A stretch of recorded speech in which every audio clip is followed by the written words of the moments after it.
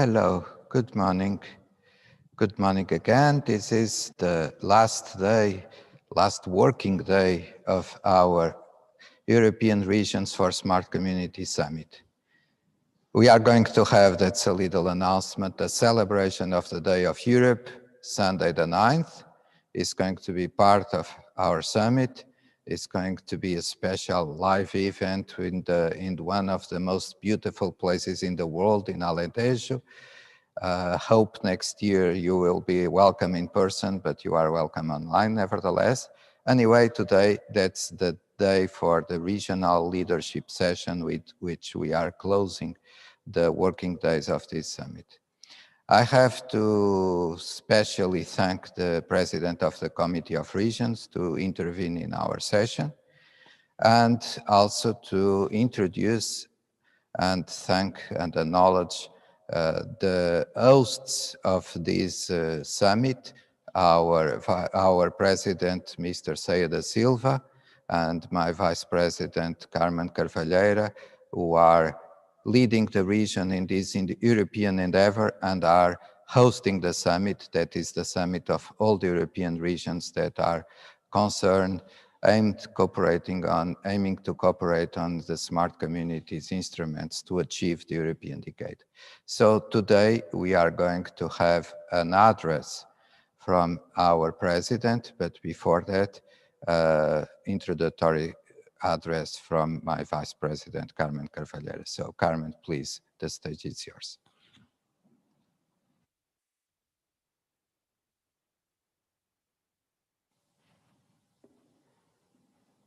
Hello. Let me. Good morning. We have come close to the end of this summit. I must tell you that it has been profoundly enriching these days. It is with great joy that we see how much this meeting was worth. Although preventing ourselves from being together here in Alentejo, this pandemic has not prevented us, or never it will prevent us from sharing and working together. And it will never happen so exactly because the era of digital transition is already going on. And we all want to be part of it. We all are using it because we want to be each day more and more smart. But I'm going ahead. Yesterday, we heard the commitment made at local levels, at European levels, and finally at national levels. Today, we are going here on this panel to debate the one that also compromises me personally. We have today here regional governments who in each region are committed to this project in ensuring regional policies that accommodate an equalitarian digital transition.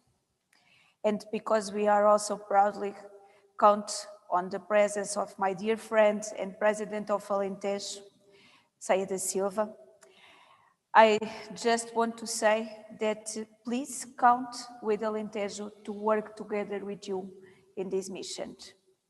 I will quickly pass the word to Ceia da Silva. I wish you all a good session and I hope to meet you all on Sunday to mark Europe Day together and to close this wonderful meeting that again and soon I hope it will be in person with you all. Thank you very much.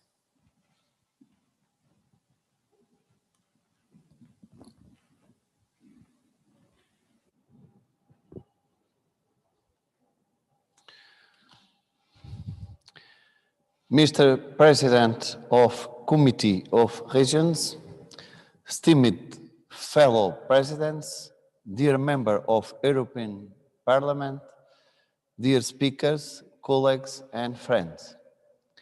Good afternoon, everyone. First of all, many thanks to all the participants and speakers who have contributed to this European Region Summit for Smart Communities, organized under the Portuguese presidency of the Council of the European Union, with the motto, "Time to deliver a fair, green and digital recovery." The Portuguese presidency is still working to promote a recovery leveraged by the climate and digital transitions. During this presidency, we are following up the remarkable work done by the former presidents, Romania, Finland, Croatia, and Germany. Among so many achievements, a special word, the Leipzig Declaration, proposed during the German presidency of 2007 and continued in 2020, Lisbon to Leipzig concept is about merging innovation and sustainability. Also, a kind recall to the 8th Summit of Cities and Regions under Romanian presidency in 2019 that so much inspiration provided this summit with. As part of that common European process, Alentejo has been open to cooperate under the scope of innovation for sustainability. Now, during this presidency, as we did during last one in 2007, by following up Leipzig Declaration with our, in Beja, European meeting point, Energy for Sustainability. Alentejo is the biggest Portuguese region, even if predominantly rural. It's a rural region. My region displays top per capita indicators on research and innovation. This is the result of the continuous investment and the strong political and governance drive we are doing this summit sharing with all of you. Alentejo is today a harbor of digital innovation. The most recent European supercomputer is under installation in Évora University at the capital of Alentejo. To smart cities and communities, projects are already shaping the future of the region, beyond digital.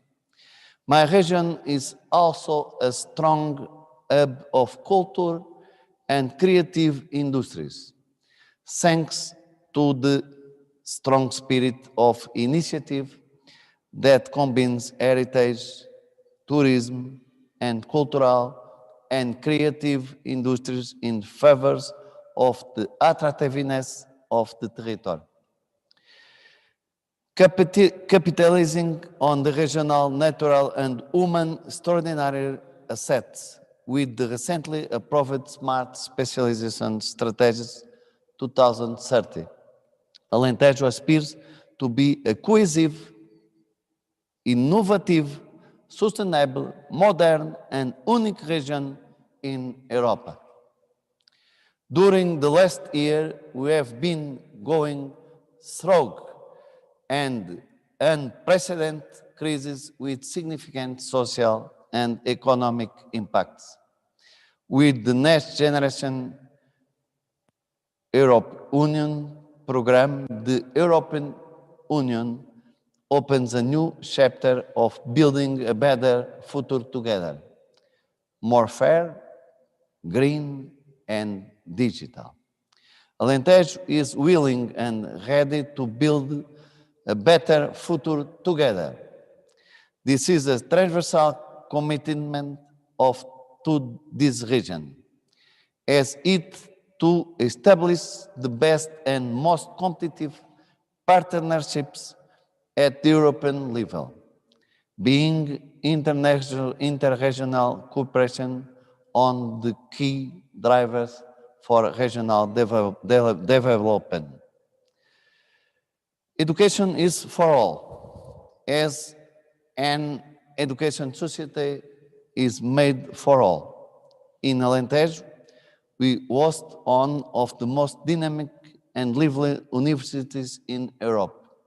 Every university, which is also one of leaders for the upcoming Horizon Europe missions. Beyond every university, we can also count on a robust mesh of polytechnic, higher education schools, and vet centers. This makes Alentejo one of the best prepared for low-density regions in Europe. For that, we fall adhere to the two basic European principles.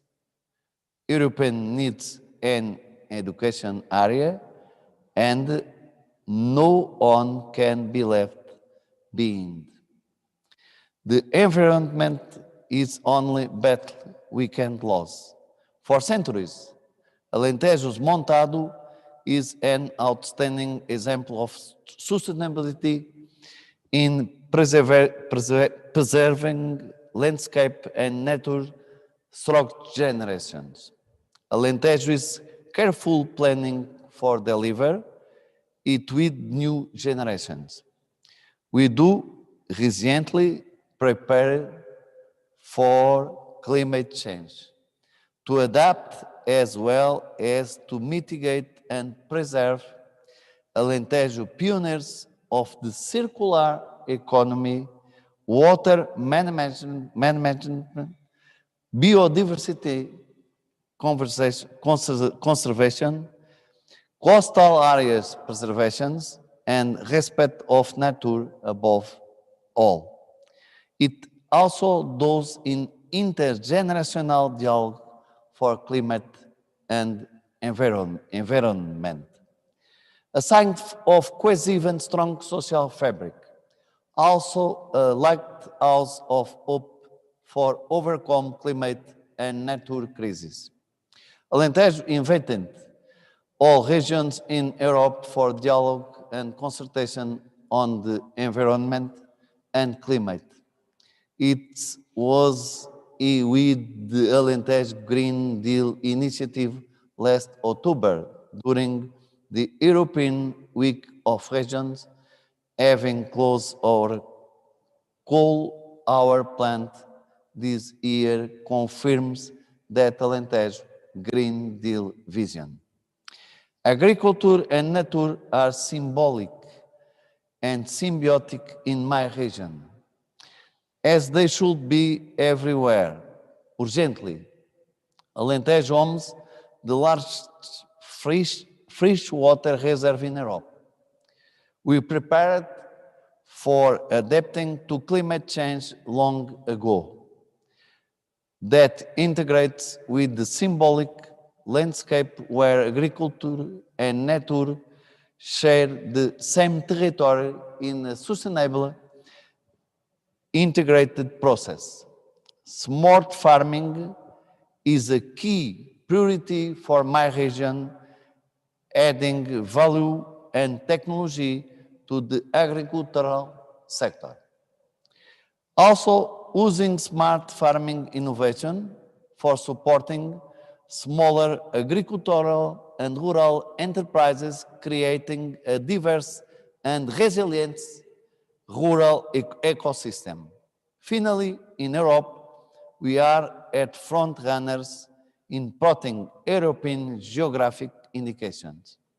We fully supported the European Commission efforts in promotion policies, hoping that those may be enlarged, enhanced, and strengthened as part of Farm to Fork strategy.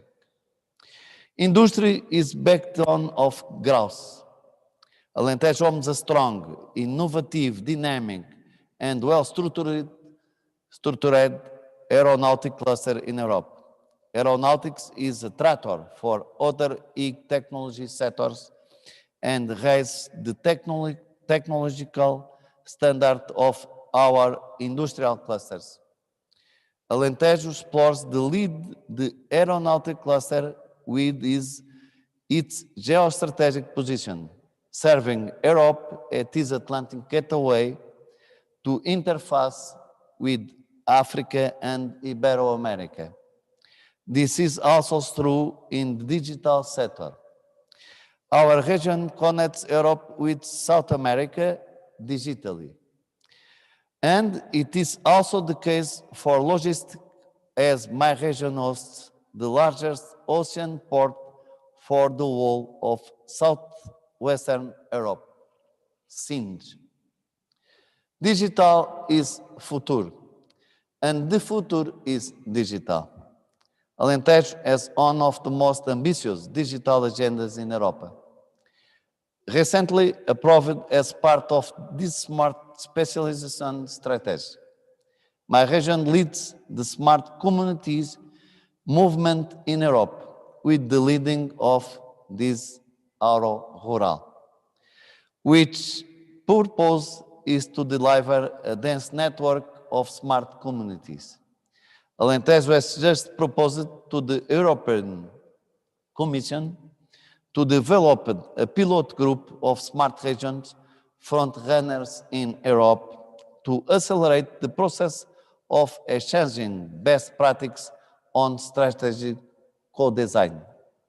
Alentejo is fully committed to bringing the best of these capabilities, creativeness, and motivation to contribute to the best success of the critical European skills digital agenda. It does for all of us, also for communities and regions.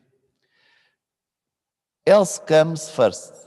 Alentejo is a loyal player in cross-border health service in Europe. As in so many other topics working with our neighboring Extremadura, as assessed under the Committee of Regions, REGAB survey, its health system very much focused on innovation by integrating technology and service. My region will strongly be investing in improving and changing its health service fabric to become one of the best served regions in Europe. My region already welcomes retirees immigrating from all over Europe. We benefit from the quality of its health service. Alentejo welcomes European Health Union, opening soon regions and regional health ecosystems may assess programs for cooperating within this European area. Mobility is what makes public service accessible to all. One main driver for mobility.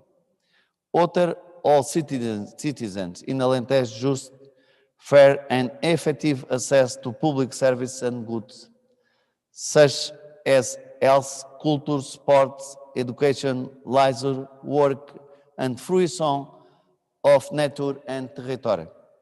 European challenges on mobility are not only the urban ones. The main challenge are about making public service accessible to all, under a fair, just, and open environment of mobility to all. Alentejo is preparing to become a hub for smart mobility by adopting new paradigms by green and sustainable mobility innovation, cooperating with Mediotejo in a robust, large-scale, integrated hydrogen valley, while remaining open for cooperation with all other valleys in Europe to scale up and cross fertility innovation. Tourism and sustainability are both faces of the same coin. Alentejo, on the forefront of innovation for smart tourism, is encouraging a panorama of tourism, small making tourism, one of most diverse, inclusive, and integrated in European panorama. And of course, my region is one of most attractive Atlantic and rural regions in Europe, welcoming all always warmly and kindly. Smart tourism is not a competition, but a common challenge to share and perhaps one of first priority areas for European regions to work together. Alentejo is ready also to lead whenever it is needed to build a common future also on tourism. Atlantic is the European Ocean that links us to the world. It was so before. It does now.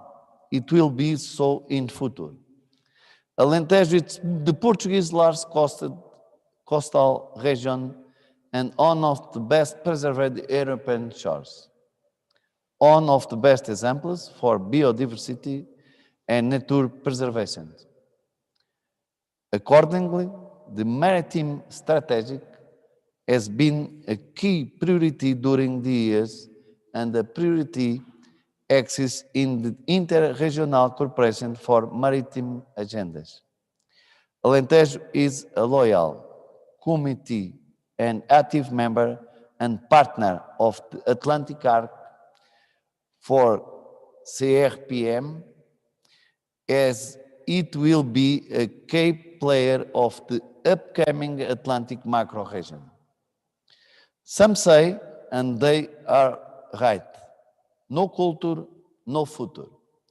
Alentejo owns impressive heritage, some UNESCO's World Heritage. This makes every candidate to European Culture Capital one of the most competitive candidates. Alentejo is candidate to become one of 8 culture kicks, pools, and invites to all European rural regions to share this endeavor. Regions and cities must be fully involved in the national and the European dialogue to have the opportunity to make the best possible use of those resources to create innovative ecosystems. By cooperating and fostering synergies, regions will become pivotal in building an ambitious and smarter Europe. Alentejo is ready. Alentejo is ready also to lead whenever it is needed to build a common future. My region is open to cooperate with European institutions. I repeat, my region is open to cooperate with European institutions, European regions, European networks to be successful in addressing common challenges to achieve a fair digital and green transition. I thank all of you to be the virtual visiting Alentejo today. We all acknowledge the Portuguese President's efforts and all the institutions that were part of this summit, the organizers, with the kind word to our permanent representative to the European Union in Brussels, Dr. Marcos Nogueira, and the European Commission for suggesting it. Alentejo is a leading European emerging region to which all of you, expecting this pandemic crisis to be over, and are most welcome. Always, we are proud of you all, our partners. We are full committed to doing my best, our best, working with you all to make all of our regions and communities to be smarter and stronger together. Together we are more stronger. Thank you. Pôr a máscara. Está?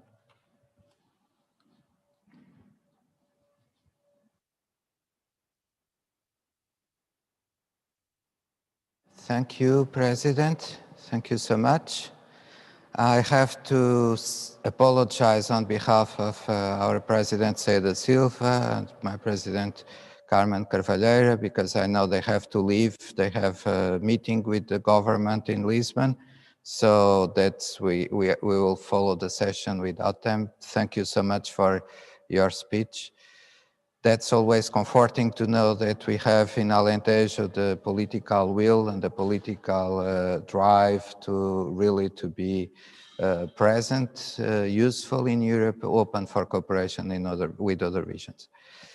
Now we have, following this session, the address of His Excellency, the President of Committee of Regions. So please.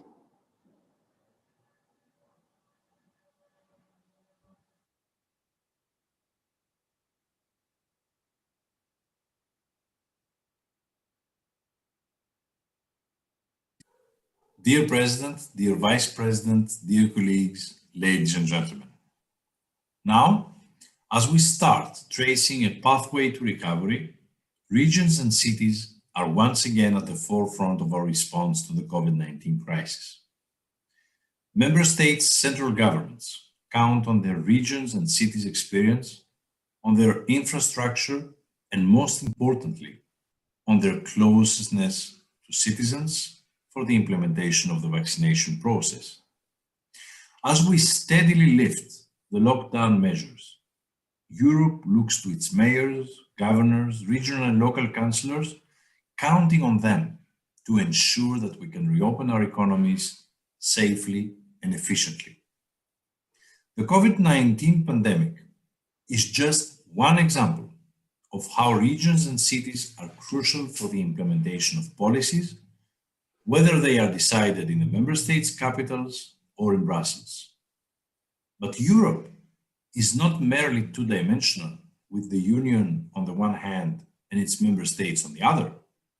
If we want a truly resilient Europe, we need its regions and cities on board as well. The European Committee of the Regions is a cornerstone of this three-dimensional architecture. Our Green Deal Going Local working group is a good example of our contribution to this continuous effort of translating broad policies into future action on the ground. The recovery will not only be based on a green transition, it will also be digital. The committee has the ambition to help bridge the digital divide. We cannot let it stand in the way of digital development in remote villages or rural regions. This is why, together with the European Commission, we have relaunched the broadband platform to help high-speed broadband reach all Europeans. And I'm very pleased to be able to address this recorded message to the Smart Communities Summit, organized under the Portuguese presidency, whose priorities match so well with those of our committee. I also wish to thank all our Portuguese members for their invaluable work, not only to the benefit of their local communities, but also at the European Committee of the Regions. Let me also take this opportunity to salute the major contributions of the Alentejo region to another one of our flagship projects, the network of regional hubs. We can only achieve an efficient implementation of future policies if we properly review and evaluate how existing policies have worked.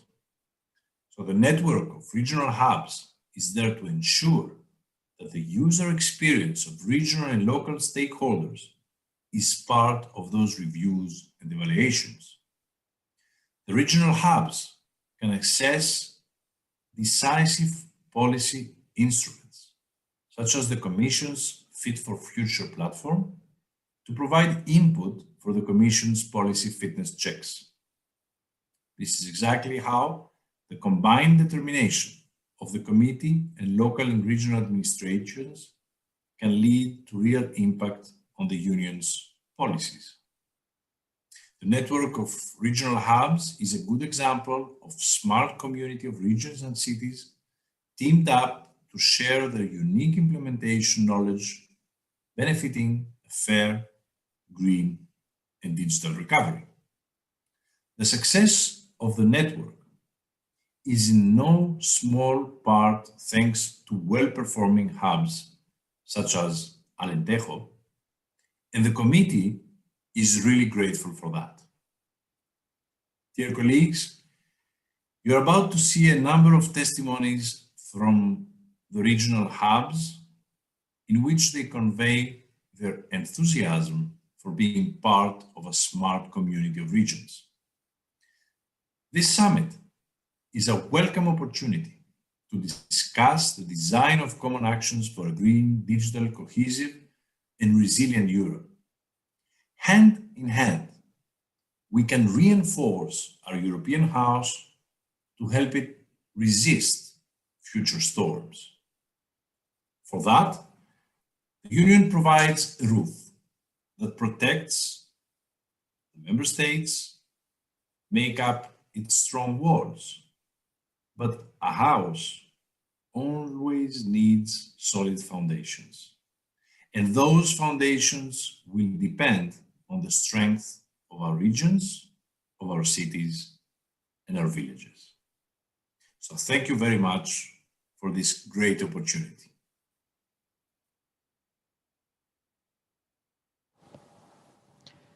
Thank you so much, Mr. President.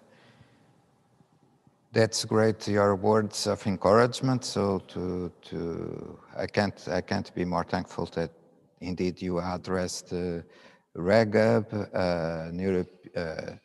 a network within the Committee of Regions. It used to be a pilot project, so now implementation phase. Alentejo is very proud to be part of it. And we are going to have important address and important testimony from REGAB today. But before that, we have an address from Mark Spage. It's Secretary of State for the Federal and European International Affairs in the Rhine-Westphalia state of North Rhine-Westphalia state in Germany. And it's also the chair of the CIVEX committee in the Committee of Regions. So please, Mr. Mark Spage. Dear President, dear Vice President, dear colleagues, ladies and gentlemen. First of all, let me say that I regret not being able to join you live today. I'm grateful to have the opportunity to address this video message to you instead. As Secretary of State for European Affairs of the state of North Rhine-Westphalia in Germany, I am particularly glad to be able to convey to you how important it is to my region to be part of the regional hub network. Just like Alentejo, we were there from the start of the network back in 2019, when the pilot phase was launched. Together with the other founding members, we put a lot of effort and resources into this project. And now we can see how this investment is paying off. A few weeks ago, the mainstreaming phase of the network was successfully launched. But there is more. As one of the European Committee of the Regions representatives in the European Commission's Fit for Future platform, I very much welcome the creation of the Regional Hub's dedicated subgroup within the platform. The committee has put forward my candidacy to be the rapporteur of the e-procurement opinion the platform is planning to issue. I am convinced that in the field of public procurement, there is need for simplification of European legislation. I look forward to the input of the regional hubs on this file, as well as on all others for which the experience of local and regional authorities is valuable. The regional hubs have already produced an extensive report on public procurement in 2019 that also touched upon e-procurement. This report provides us with a good basis for in-depth consultation on e-procurement. Let us not forget that the vast majority of procurement procedures is done by regions and cities. This means that we cannot afford not to take into account their practical experience when checking the fitness of the rules that govern it. Let me conclude by saying how much North Rhine-Westphalia appreciates having partners such as the Alentejo to work on better regulation at the European level. This week's summit is a very good example of how beneficial our exchanges can be in this field. Together we can make sure that our common endeavor is successful and will help the Union to become more efficient. Thank you very much.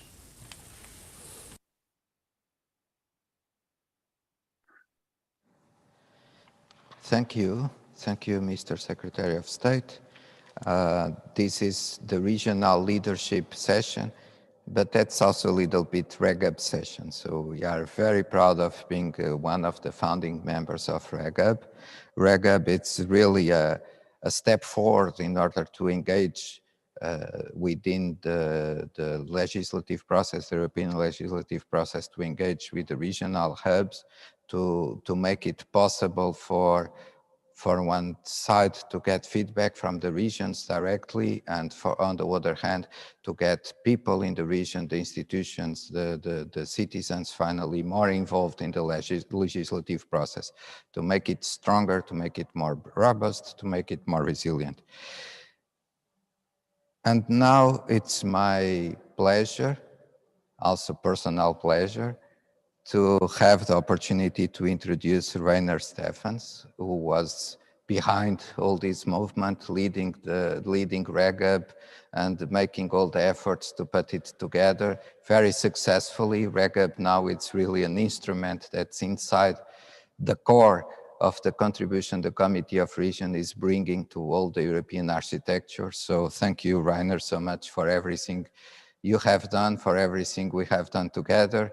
And thank you so much for being present here in this session, introducing REGAB, and also opening an opportunity to have small addresses after from a number of regions that are participating in REGAB, but now we have you live to address the event. Thank you so much. Rainer, the floor is yours. Well, thank you, Marcos. I hope you can hear me. Yes, okay. So thank you personally for your support of the REGAB network, and thank you to the Alentejo region for organizing this event, and thank you for giving us, the network of regional hubs, the opportunity to present our network as a good example of how regions can cooperate and can network successfully. Both the president of the COR and State Secretary Mr. Sparch from North Rhine-Westphalia have already referred to our work, and I would now like to take the opportunity to give you a brief insight of the, let's say, engine room of our network. I prepared a small presentation. I hope I can share my screen now, or Camilla can do it from your team. From my side, it's not possible yet. Pardon? Okay. So here we go. So as you already mentioned, the purpose of the network is to give the administrations of the participating regions and municipalities the opportunity to pass on their experiences with the implementation and transposition of EU law directly to the legislators in Brussels. This is not just another of the usual EU consultations. Rather, we are organizing an ongoing dialogue with the administrations and stakeholders concerned and the legislature in Brussels. So just to give you a quick glimpse of how our regional network is set up and how the network works, here you can see all the member regions and cities. So you can see on the first view that it's geographical well balanced. So we have members from north and the east and the west and the west, north, south, west, east, to be concretely. And we have some observers in our network. And yeah, the regional hubs, they are 46 at all. And here you can see Marcos on our website as the so-called hub of the network. And so to give you a more concrete idea how the network concretely works, here you can see the RECAP network, and the network reached out to their respective, to their stakeholders in their respective areas to get feedback. This feedback they gather for us and bring it to Brussels to the RECAP network. We compile reports on this feedback and send these reports to the legislature, to the EC, to the Council, to the European Parliament in Brussels, and to discuss the content with representatives from this regions, from these institutions. Here is a very quick overview of our work and how we discuss topics and political areas with our network members. We organize 2 to 3 workshops per year, virtually or in better times here directly in Brussels, so that we can steer our consultations exactly and can then present our work, as already mentioned, via a report to the EU institutions. So what is maybe the most important, that's about our output and the political areas and the topics or pieces of legislation which we do our consultations on. So we have concrete criteria when it comes to selection of topics. So these political areas have to cover EU legislation that has already been implemented and will likely be reviewed in the near future. And for sure, they should be of interest to the regions and cities and fit into the course political work. So you can see here some of our political areas or topics we did consultations over the past 2 years. You can see it here in form of our reports. So we did consultations on public procurement. We did consultation on air quality. We did one on state aid, cross-border healthcare, and the common agriculture policy. And what is even more important for us now, and as it was already mentioned, as we are now a part of the Fit for Future process of the European Commission, and so to say, we are institutionalized within this process. We will do consultations on so-called permitting and planning. That means that we will consult our regions to check if there are EU obstacles or obstacles in EU law which hamper the realization of EU infrastructure measures. So this is a consultation which has already started. We will do one on e-procurement, as already mentioned by Secretary of State Mr. Speich, and we are discussing consultations about the broadband cost reduction directive and possibly on the Inspire program. So as you can see, there's a lot to do for us, and we are very proud that we have very engaged members. And as I said in the beginning, Alentejo is a very active member of the RECAB network, and that's why I appreciate it very much that you gave us the chance to present our work here very quickly. And I hope to have a very good cooperation with you and the other regions in the near future. Thank you very much, and for the organization, and see you soon, Marcos. Thank you, Rainer. Thank you so much. And indeed, it was very short presentation. What is ongoing under REGAB, it's enormous. So pay attention to the Committee of Regions website for REGAB section. There are always new things, so keep in touch. And Rainer, so now we will be still under REGAB scope in this presentation. We have an amazing video with a number of regional presidents and regional responsible officials, also some other officials, not only presidents, but a number of European regions, very diverse network, as you said, and really a source of inspiration and hope, in the sense that we can see in practice how the regional hubs and the regions get committed to the European process, contributing. So now that's that amazing video that was done indeed for the inauguration of the implementation phase for REGAB, and that we are very proud of sharing with all our with our summit, with our audience. That's mostly online, but nevertheless, please pay attention to the video. It will be online also in the Committee of Region website, and after we will follow with some live addresses in our session. So still on REGAB, please listen to the presidents of the several regions involved. Please.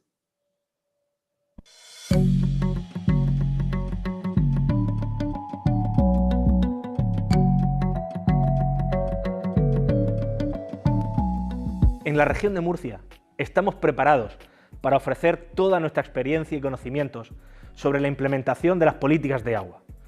Las regiones mediterráneas sufrimos escasez de agua y sequía, y sabemos que la protección y la gestión eficaz de los recursos hídricos son fundamentales para la adaptación al cambio climático. Podemos hacer contribuciones valiosas sobre la aplicación y el seguimiento de las políticas relativas al agua, y también sobre otras políticas sectoriales relacionadas como la agricultura, la energía, la innovación, la tecnología o la salud. Las regiones debemos ir más allá.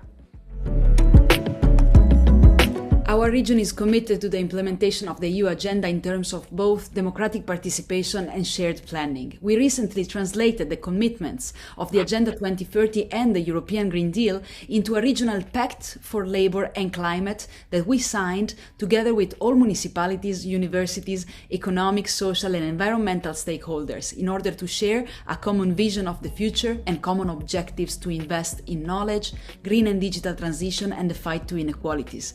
To face today's challenges, we need a long-term vision, stronger institutional cooperation, and that's why we believe in RegHub 2.0. We had experience of dealing with COVID and climate change situations in times of crisis in the areas, with measures we have taken for the safety of human lives and goods, as well as supporting people, businesses, nurses and vulnerable units. We have a plan and strategy for dealing with crisis in the post-COVID period that would lead us to a more resilient, fair and secure society. And that is what we want to share with the network. Une petite région de montagne, la Vallée d'Aoste, bien connue par ses montagnes, le Mont Rose, le Cervin, le Grand Paradis et bien sûr le Mont Blanc. Nous sommes fiers d'être valdôtains et ensemble d'être européens. C'est pour cela que nous croyons dans cette initiative. Bien connaître la législation européenne et l'appliquer à notre autonomie aussi. Helsinki Uusimaa is the capital region of Finland, the most innovative region in the EU. we face the same global challenges which most of you have as well. Our participation in the RegHub networks gives us many opportunities to share good practices, but also concerns how the EU policy is implemented and how to reach the targets.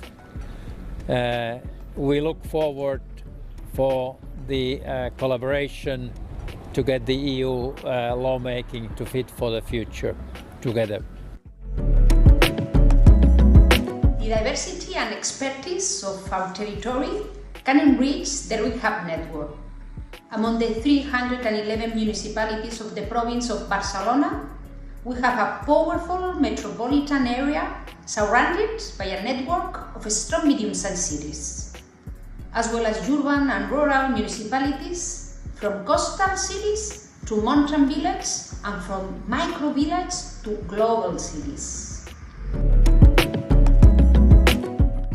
As a region of islands, indented coastline and mountains located at the crossroads of the Central European and Adriatic Mediterranean routes, the Primorje-Gorski County wants to share its rich experience in the industrial, maritime and tourism sectors with the RegHub network in order to make our regional voices heard in Brussels. First step of effective governance is to provide valuable inputs to discussion and raise our voice by effective consultations.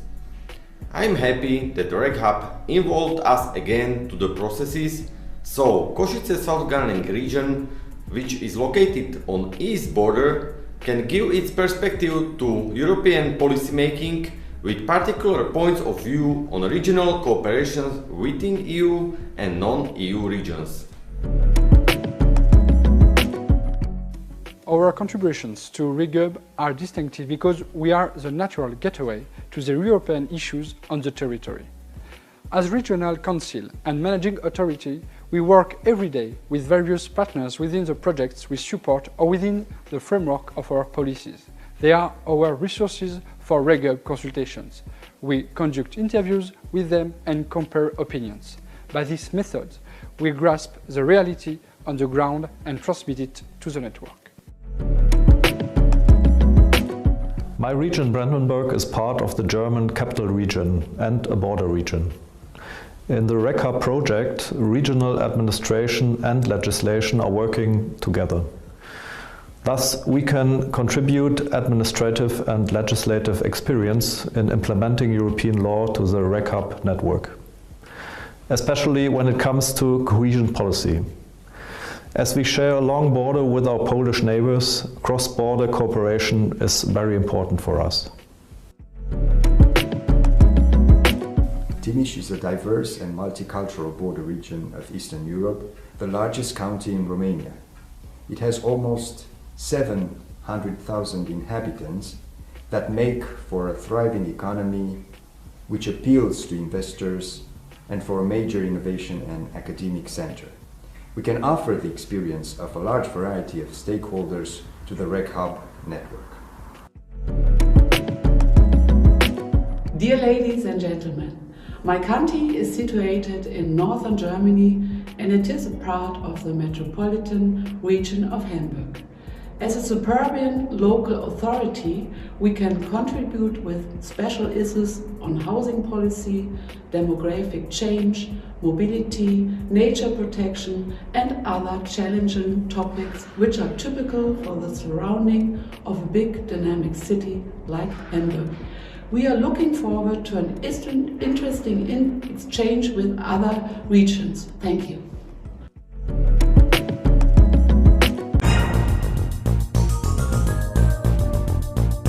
Friuli-Venezia Giulia è una regione piccola e di confine, sede di 2 GECT con la Slovenia e la Carinzia, ricca di ambiente e di storia, sede di 5 siti patrimonio dell'UNESCO, all'incrocio del corridoio Baltico-Adriatico e Mediterraneo, con legiferare meglio l'impegno del rapporto con la Comunità Europea è quello di rendere più efficace ed efficiente la vita alle nostre comunità.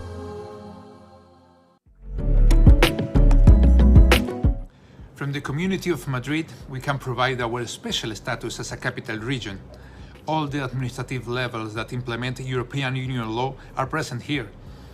In addition, we are an open and rich region in terms of participation of different economic and social stakeholders that, from civil society, interact with us and enrich our vision. The Community of Madrid wants to continue building Europe from this opportunity provided by the European Committee of the Regions and RegHub.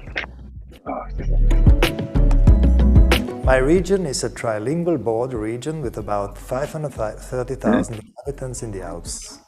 Due to our autonomy, we have far-reaching legislative powers and can also directly implement EU directives within the scope of our exclusive competence. Our region is also a member of the EGTC European Region. Therefore, we can contribute specific experience in cross-border, transnational and interregional cooperation and in the fields such as agriculture, tourism, transport policy, healthcare, environment and energy policy. I very much welcome and endorse this project and wish you much success.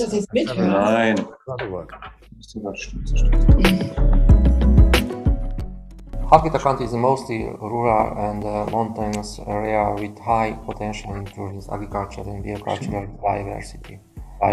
For the county council and our stakeholders can bring a high added value in these areas. We are interested in all subjects of EU matters and hope to learn from other regions, as well as to present good practices to other members. Lubelskie to nie tylko bogactwo przyrodnicze Powiśla, Roztocza czy dzikiej Doliny Bugu, ale także rolnictwo i przetwórstwo spożywcze oraz wysokiej jakości gleby, które w połączeniu z nowoczesnymi technologiami pozwalają na produkcję zdrowej i ekologicznej żywności. Liczne inwestycje infrastrukturalne i dobrze wykorzystane środki europejskie stanowią impuls do rozwoju regionu. Lubelskie jest członkiem sieci regionalnych centrów Europejskiego Komitetu Regionów. W jej ramach powstał punkt kontaktowy, który gromadzi informacje na temat doświadczeń z wdrażania polityk Unii Europejskiej w terenie. Dzięki funkcjonowaniu tego punktu informacje będą mogły być przekazywane samorządom, organizacjom pozarządowym, lokalnym grupom działania, przedsiębiorcom oraz euroregionom. Zachęcam Państwa do współpracy. For us, European regulation is of utmost importance. And it is of utmost importance that this regulation is easy to understand and effective. RegHub 2.0 gives us an opportunity to shape the future regulation of the European Union and to give feedback on how it works and what should be improved. And therefore we are extremely grateful to be part of the RegHub 2.0 initiative and to feed in the experience into the Fit for Future platform. And I'm very much looking forward to this. Województwo mazowieckie jest bardzo ciekawym regionem pod względem statystycznym. Mamy w jednym województwie obszar lepiej rozwinięty, czyli Warszawę z otaczającymi powiatami oraz region słabiej rozwinięty, pozostałą część województwa. Dzięki temu będziemy realizowali regionalny program operacyjny w 2 obszarach i możemy się dzielić doświadczeniami z wszystkimi innymi regionami w Europie.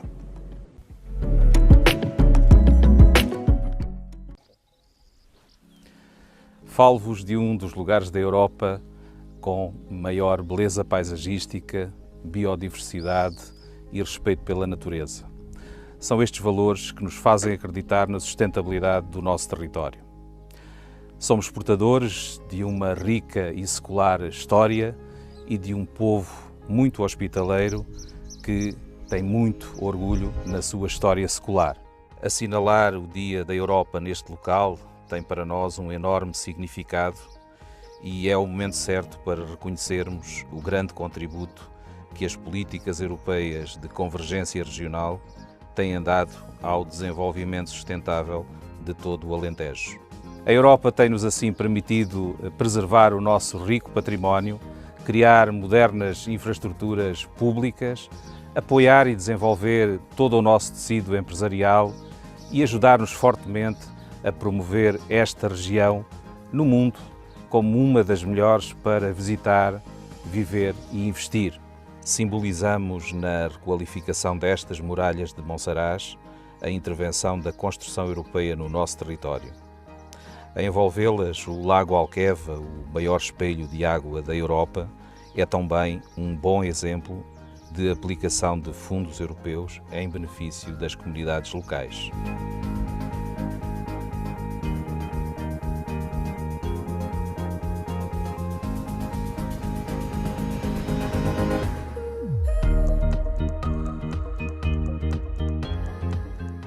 Continuaremos assim, com toda a determinação, a fazer parte deste projeto, um projeto que queremos solidário e coeso e que saberá certamente ultrapassar todas as dificuldades deste momento histórico ímpar que vivemos e que tantos desafios nos traz.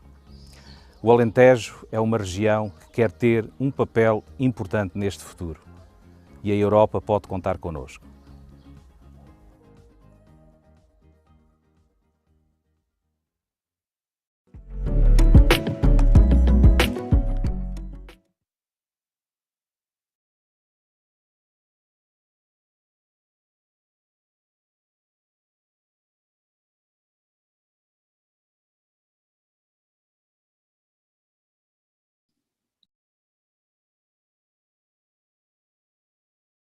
Sorry, Marcos, I think you are mute.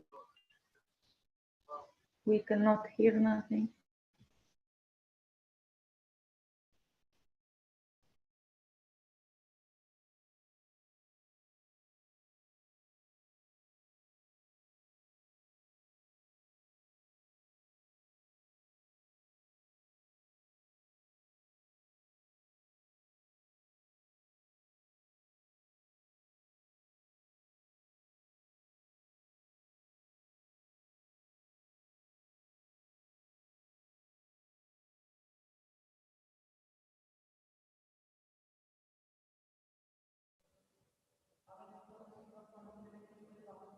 Do you hear me? Now, yes, Marcos. Yes. Okay, good.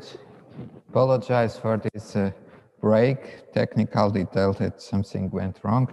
Okay, anyway, I was just emphasizing how great it is to be part of RegHub network and how great that initiative is. And indeed, let's keep working together there. That's one of the most wonderful examples of cooperation between regions, bottom up, really bringing a contribution to the European level directly from the regions. Okay, now we are moving on our session. We have with us a friend, so the minister, the regional minister for Northern Netherlands, Nieke, apologize for the accent, Nieke Oorman, and Nieke is in charge of a lot of areas, but namely the one of hydrogen. And we know that indeed Groningen is the leading hydrogen hub in Europe.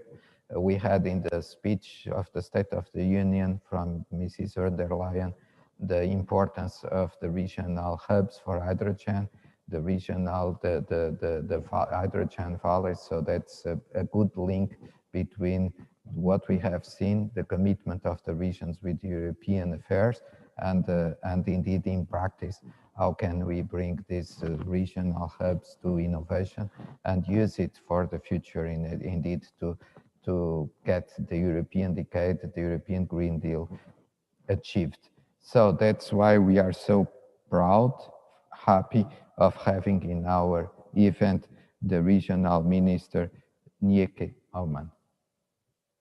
Please, the floor is yours.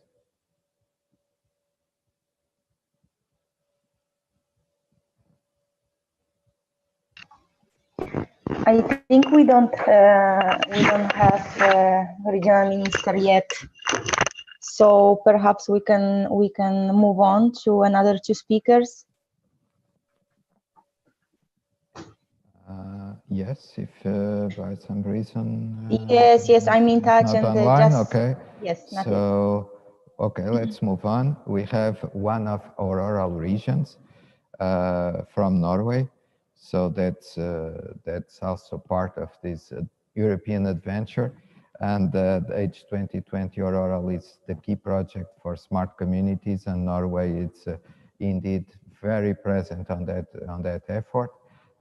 Within Norway, in particular, the northern part, so the Arctic part, one of the European most sensitive regions when it comes to low density aspects, when it comes to climate change. So that's why we are so happy of having this commitment and contribution from Norway to H2020 Aurora. That's a project led by Alentejo with this wonderful partner. So we are going to have the president of the region, Rune, I'm a bit afraid of the pronunciation, Edvardsen. So Rune, please, the floor is yours.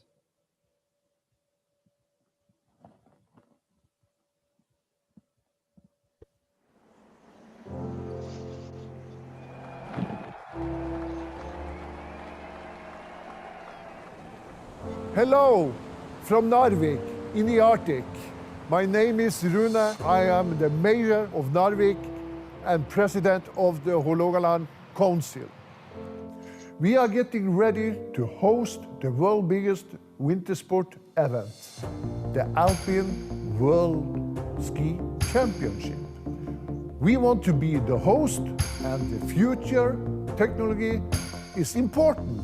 Feel the rush of blood getting fierce and strong.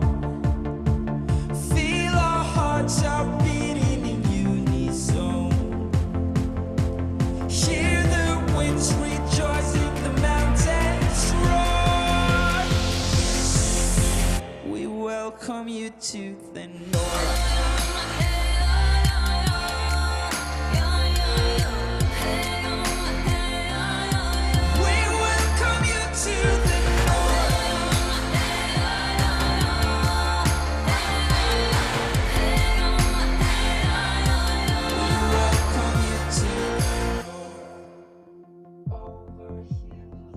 Our region is the same as the countryside in Europe. Huge distance and few people. That is why the Aurora project is important to us. The part of the strategy is the new technology and smart solutions. We are only 60,000 people, but the land area is huge. Technology is important when the distance is large. I want to invite all of you to visit Narvik, north of Norway.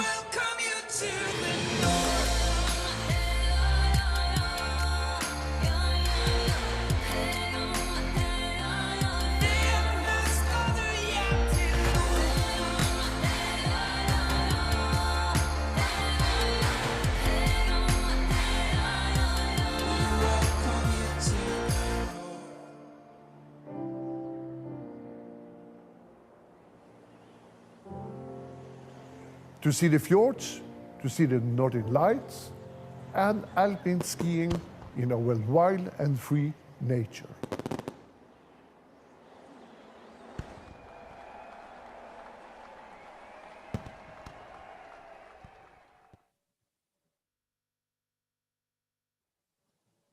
Wow, you never stop surprising us. I was expecting a speech from the president, and we got an amazing video with all those amazing landscapes and opportunities to enjoy. So thank you so much. Our Norwegian partners never stop surprising us, so thank you again. And now we are moving to the regional minister of Northern Netherlands, Nienke Oomen. Minister, I called you already, so that now you are online, so thank you. I was a bit afraid that you couldn't make it. So thank you so much for coming to this event, for being part of this summit. That's a summit for smart communities, but a summit to emphasize the regional leadership. I think that's very much about what Groningen province and the Northern Netherlands is doing, in particular in hydrogen.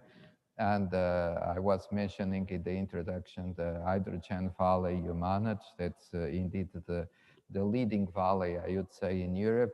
So we count with your help, with your leadership in order to make concrete, to make real that suggestion from the President of the European Commission during her speech or the State of the Union about the need of having more hydrogen valleys in Europe.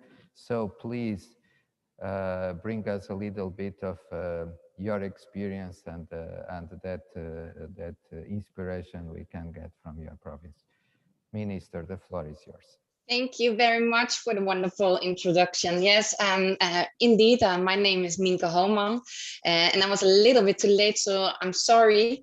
But actually, I was listening to the wonderful speeches. Thank you very much. And I'm very pleased to be here today and well, to address you all as a public. And it's today, of course, all about the importance of regions in building, we heard it today, a better future together. And a better future starts with showing leadership.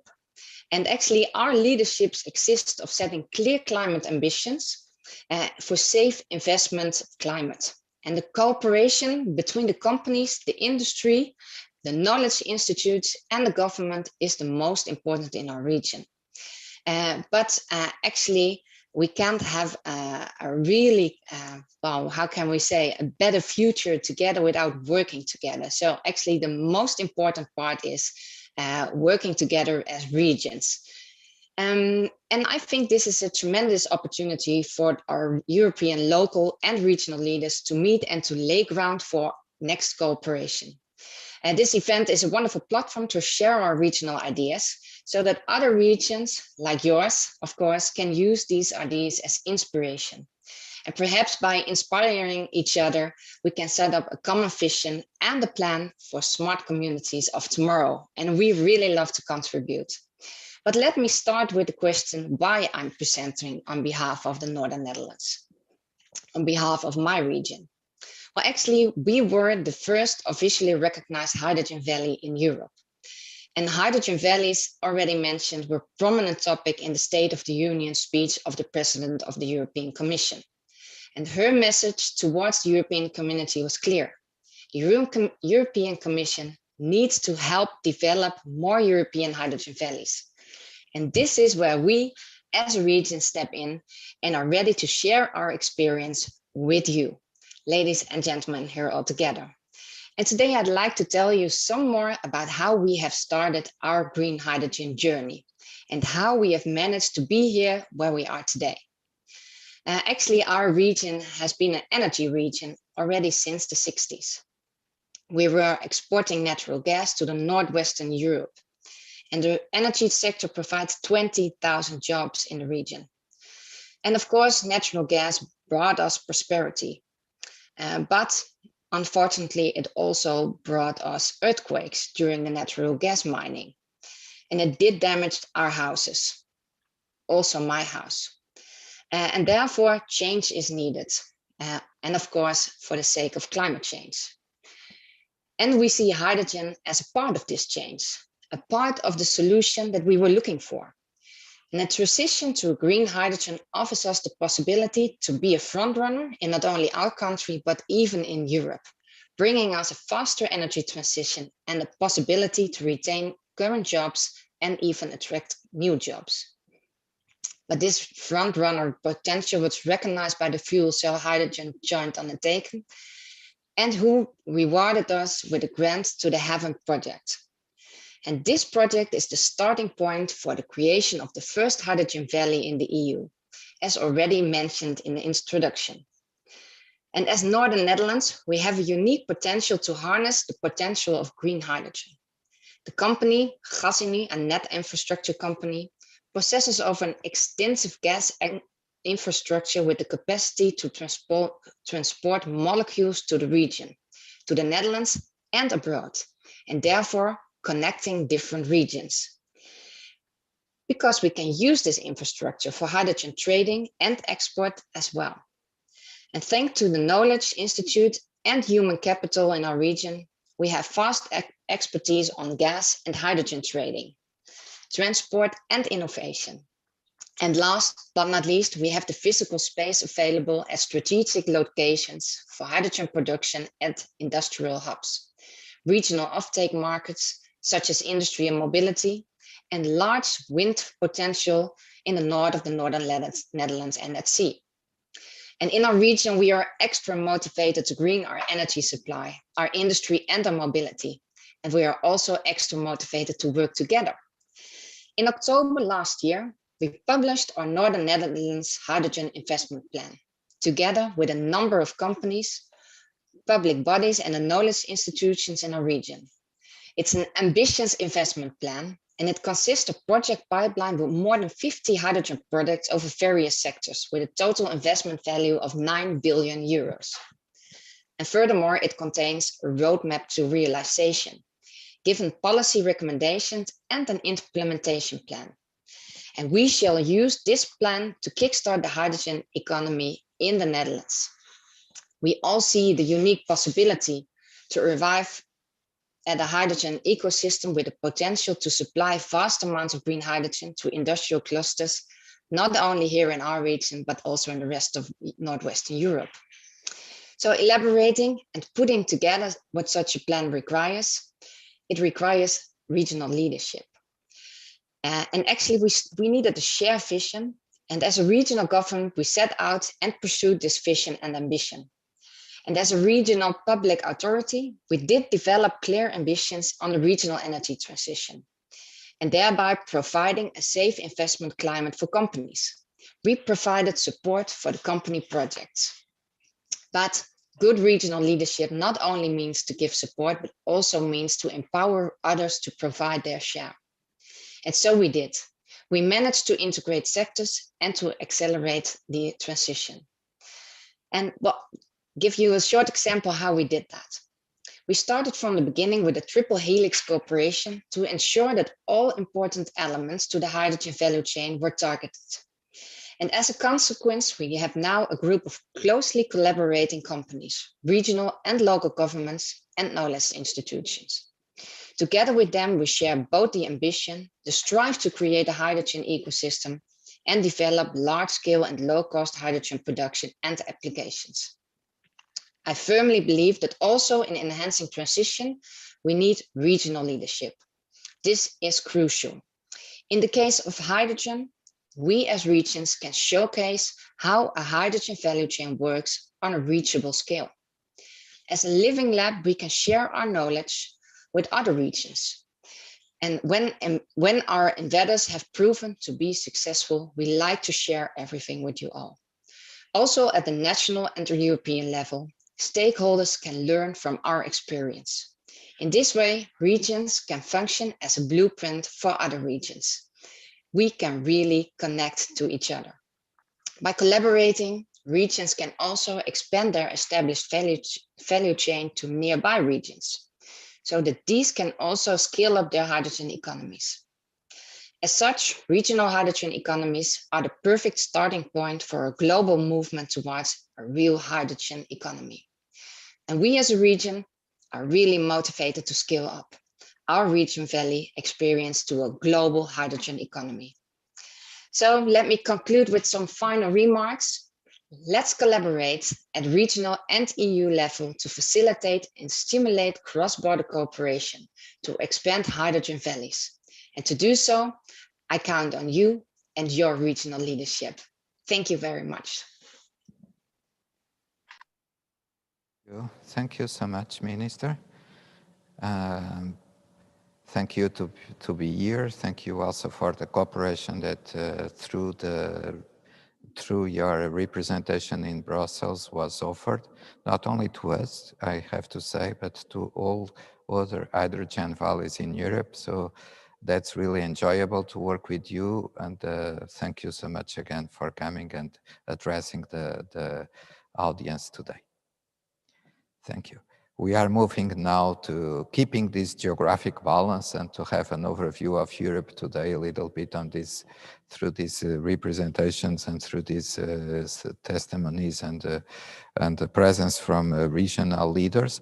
We have from the Košice self-governing region, its president. That's one of the most dynamic and interesting regions when it comes to innovation, regional innovation. Slovakia was a very, very important country in the preparation of H2020 Aurora, which is supporting this event. So that's why we are so happy, but also proud to have Mr. Rastislav Trnka-Kozic, self-governing region president. So, Mr. President, please, the floor is yours.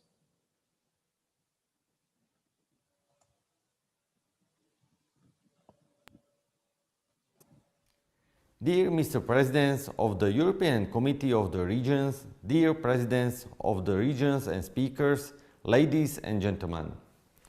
Let me begin by saying I'm very honored to be a part of this unique summit. I want to thank the Portuguese presidency and the Alentejo region for this opportunity to share my thoughts today with you and listen to your views. We are here today to exchange our visions and ideas because we all care about the well-being of our citizens, their health, and the environment in which we live. Society has been facing one of the biggest crises, and the issue of protecting human health has never been more relevant.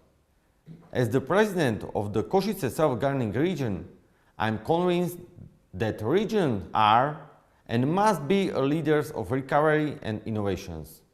Košice region has come up with its vision of improving the lives of its citizens and responding to the environmental challenges and socio-economic consequences resulting from climate change. Post-pandemic investment in clean energy is an essential part of the EU's economy recovery. We believe that hydrogen is an alternative that can put Europe on a course of a faster and more effective decarbonization of its energy system. The national hydrogen strategy for Slovakia is still in progress. Košice self-governing region is proud to be a first in Slovakia with its hydrogen strategy, the evidence-based study discovering the potential of using hydrogen technologies in our region. In close collaboration with our academic and research partners from the Technical University of Košice and Pavol Jozef Šafárik University, as well as the Joint Research Center of the European Commission, we created a hydrogen study for Košice region in March 2020. We are keen to contribute to the EU's commitment to environmental goals and increase regional investment potential. Since there is a high carbon load in our region, we constantly search for solutions for decarbonization. I'm thrilled to say we have already started cooperation with key actors in our area, and step by step we cooperate on decarbonization plans via hydrogen initiatives. Hydrogen production depends on mastered water management. Water councils were established based on the Landscape Recovery Program. They connect people representing local authorities, activists, specialists, and other interests in the topic to protect water, lower the risk of floods, droughts, and various weather changes, and at the same time ensure enough water reserves for nature, food, and healthy climate. Besides other things, the pandemic also showed us the importance of science. Košice self-governing region is aware that the initiative for hydrogen technologies also requires training and creating new study programs. An essential part of efficient and safe use of green energy technologies depends on comprehensive education at all qualification levels. It includes vocational education at secondary schools, universities, training courses, summer schools, and rising public awareness of battery systems, fuel cells, and hydrogen technologies. Quality of education is an essential for the next generations of engineers to tackle the most significant energy challenges and face the latest technologies in renewables, batteries, and hydrogen. We are ready to implement the new programs and learning plans as much as we can from our competencies and insist on more practical education for better comprehension. I'm sure great future engineers are growing in our regions, and we are eager to provide them with the best conditions possible so they can stay in the region and contribute to its developments. To make hydrogen technologies attractive for the whole public, we need to implement them in tourism. We plan to provide shared hydrogen bikes for our citizens or visitors located in different parts of the region. Moreover, we can see the potential of hydrogen buses in suburban areas. We want to motivate people to use more public transport by showing them new attractions. The crucial task is to make people understand the importance of green technologies, which means realizing and feeling substantial positive effects on everyone's life. For that reason, we are also about to build a green tech center where experts and scientists could demonstrate different kinds of the green technologies. I see many challenges in front of us. Regions and cities are ready to face them and bring innovations and better living conditions closer for communities, so Europe is closer to citizens. Thank you.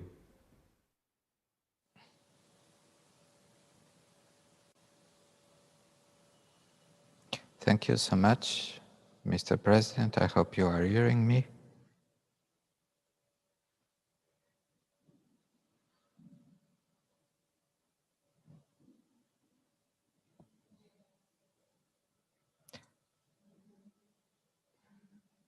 Thank you, Mr. President. Just please confirm you are hearing me.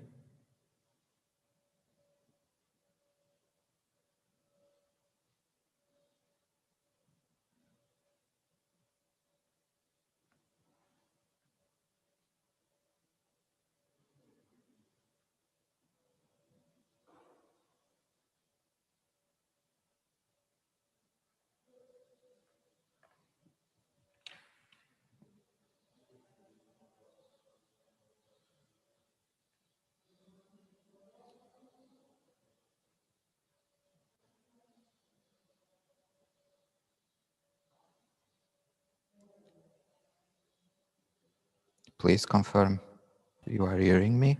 Yes, we are. Okay, good, Sophia. Thank you so much. Okay, so now we have, now on our agenda, we do have an address from a member of European Parliament, Mrs. Maria da Graça Carvalho. But before that, I did prepare a little surprise for our audience. So that's this is a session about regional leadership, and regional leadership, it's about the presidents, about the policies, about the strategies, and indeed about that drive we could see today throughout all this session about cooperation. It was the case of REGAB, it was the case of the regional presidents we had on the video, that's the case of the regional presidents that addressed. But for that cooperation, there is something that is critically instrumental. We have to work all together inside the European bubble in Brussels. We name it the European bubble so that indeed that space of dialogue, regional diplomacy, cooperation, mutual help so many times. And that's why we prepared this small surprise for the regional leadership session. As you may know, I'm the regional diplomat representing Alentejo in Brussels, so I'm the permanent representative of Alentejo in Brussels to help cooperating with other regions, to help on the dialogue with the institutions, to help on the partnership with European networks. We try to do it all, and indeed we don't do it alone. We do it within the networks and the friendship links so many times we establish with our counterparts in Brussels. So that's why I couldn't resist to invite them to be part of this session. So that's the little surprise we prepared for waiting for the address from the member of European Parliament, Maria da Graça Carvalho. So today it's not on the agenda, it's a surprise. I'm going to call my colleagues that were kind enough to be here today, a few colleagues, but also a few friends, and just to help me on this session and on this moderation, and to bring a little bit of their experiences in Brussels, and indeed to make clear how important it is to be there, to work together. Daily we do our best indeed to build Europe from this ideal of cooperation. That's why I'm going to call now a dear friend, Patricia Núñez. Patricia Núñez is representing the region of Extremadura. Extremadura is the closest region, is our best friends in Brussels, and Patricia is super busy. Patricia is leading the Spanish delegation to the Committee of Regions, and this week there is the plenary session. So Patricia, I don't even know how you could make it to be here. So that's so nice to have you. Please help me on making this surprise for our regions to see how we can do together in Brussels, from Brussels and with Brussels. Patricia, the floor is yours. Thank you for coming. Thank you so much. Thank you very much, Marcos. I don't know if you hear me well. Yes, please. For sure, it's a pleasure, even when it's been the plenary session, but luckily it's already finished, and I could not avoid to be here to share with you, and it's an honor. I'm really happy to start this cooperation or this collaboration with other offices in Brussels. And I mean, for Extremadura, it's really important to do this networking. We are really interested on innovation, culture, and all these projects that are now linked with the sustainability and in the framework also of the new European Bauhaus. So I know we can do this beautiful work together. And that's all. Congratulations, and thank you for being here sharing too, and I'm at your disposal. Thank you, Patricia. Thank you so much. And as I said, that's a very, very tough week for you. You are leading the Spanish delegation for Committee of Regions. Spain, it's big country, wonderful country, very diverse country. So I can't imagine how busy you are this week. So thank you. And now we have more colleagues and friends in this panel from Brussels. Michal, you are representing the Košice self-governing region. And yes, we have a lot of plans to work together. So please, Michal, thank you so much for coming and making it up to be here with us. So the floor is yours just for a few minutes. Thank you, Michal. Thank you, Marcos. Dear speakers and dear colleagues, first of all, thank you to the Portuguese presidency, Alentejo region, and all participants for the great experience and knowledge this summit has brought, and I'm glad that Košice region could have been part of it. My name is Michael Rohač, and I represent Košice region here in Brussels. Our region, with a population of 800,000 people, is located far east of Slovakia. And recent times shown us that being connected to a network and networking makes a big difference. Suddenly, big changes took place, times changed dramatically, and the world jumped miles ahead. But it is still not the time we are ready to give up personal contacts. We have failed it, and this is good. The European Union wants us to be closer to the citizens. Our liaison offices are helping it because we are going towards and bringing our communities and desire closer to the EU. In this moment of significant changes and new program period, it is the best opportunity for us in Brussels to create smart values together for our strong cities and regions. Thank you. Thank you, Michael. And also thank you for your cooperation, for your help organizing this session to make it possible for your president to address directly. So that's good to know, to see, to show that we are really cooperating and working together in Brussels for the good of our regions and finally the good of Europe. And that's now I would say the turn of Baltic region to come. And we are going to have the representative of the Lithuanian science and innovation system, or the science and innovation ecosystem. And that's quite something, because Lithuanian, as we all know, it's a very dynamic country when it comes to exactly to innovation, notably digital, health sector. So there are plenty of things going on. Brigitte was leading the European network of national institutions for science and technology. So that's a very influential person in Brussels. So let's listen to her. So Brigitte, please, the floor is yours. And thank you so much for coming. That's a long-time friend too. So that's wonderful to have you here. Brigitte, please. Thank you, dear Marcos. Hello, everybody. It's really a big pleasure to be here on this final episode of your great week that you had. Indeed, Marcos, you were very right about the capabilities of Lithuania, because the new smart specialization strategy of Lithuania will aim to achieve breakthrough in 3 priority areas, which is health technologies and biotechnologies, then new production processes, materials and technologies, and ICT. But we, as a research and innovation liaison office in Brussels, which is now operating 4 years, we, of course, focus not only on these specific areas, we try to cover everything. We try to be very horizontal and to cooperate with as much stakeholders as we can. And Brussels is the place where you can easily reach out to various universities, regions, associations of various institutions. And indeed, we already heard that networking is the key, and I think it's the key for our common future.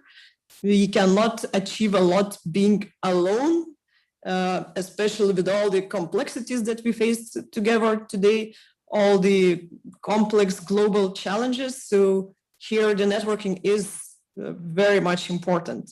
And well, now it seems that everything can happen online without physical meetings, but I think we should not underestimate the real life networks, and all this online networking is working so far just because we've met at some point physically. We still remember, and we managed to build trust, and trust, I think, is the keyword for collaborations to be really valuable and sustained. So let's not forget that actually trust happens not in the meetings, but also between the meetings. And as Isaac Stern said, music happens between the notes. So let's be connected, not only during these online events, but try to find other opportunities to really have small talks and have some fun together. And then we will be able to solve big challenges and achieve something great together. Thank you once again for this opportunity to speak to you, and looking forward for collaborations, old and new. Thank you, Brigitte. Thank you so much for coming, and thank you for emphasizing the word trust. I know that for your Lithuanians, the word trust means a lot, so I worked a bit with you and I could learn it from you, so that's really wonderful to have you here. Thank you so much, Brigitte. And now we would move to Germany. So we have the state of Saxony-Anhalt, that in Brussels is always providing help for other regions, providing help on leading the network, or co-leading also with other regions. So that's also a sign of openness. Co-leading the network of the demographically challenged regions. So that's an important factor. Now it's the Commission is paying a lot of attention to that aspect. That's indeed one of the portfolios in the Vice Presidency. So that's an example of the role these European region delegations in Brussels may play. That's indeed to work together to help the Commission with visions and views that are bringing the voice of our stakeholders, our regions, our peoples. So that's a very good example what you do with leading the network of demographically challenged regions, a very good example of what we can do in Brussels.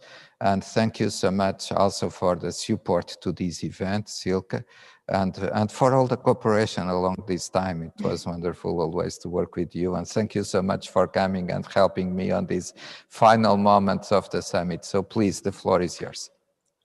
Thank you so much for these wonderful words. Very good to see you, Markus. Finally, at least digitally. It's such a big difference since the pandemic started of what's happening in Brussels. So I am in Brussels, I am working from Brussels, but as you can see from home, as most of the others. First of all, I want to thank you for this great occasion to speak here and to show a little bit what we are doing in our Brussels office. So I'm working as a policy officer in the representation of Saxony-Anhalt to the European Union. And I am personally responsible for social affairs, for transport, and also, as Markus already mentioned, for demographic change.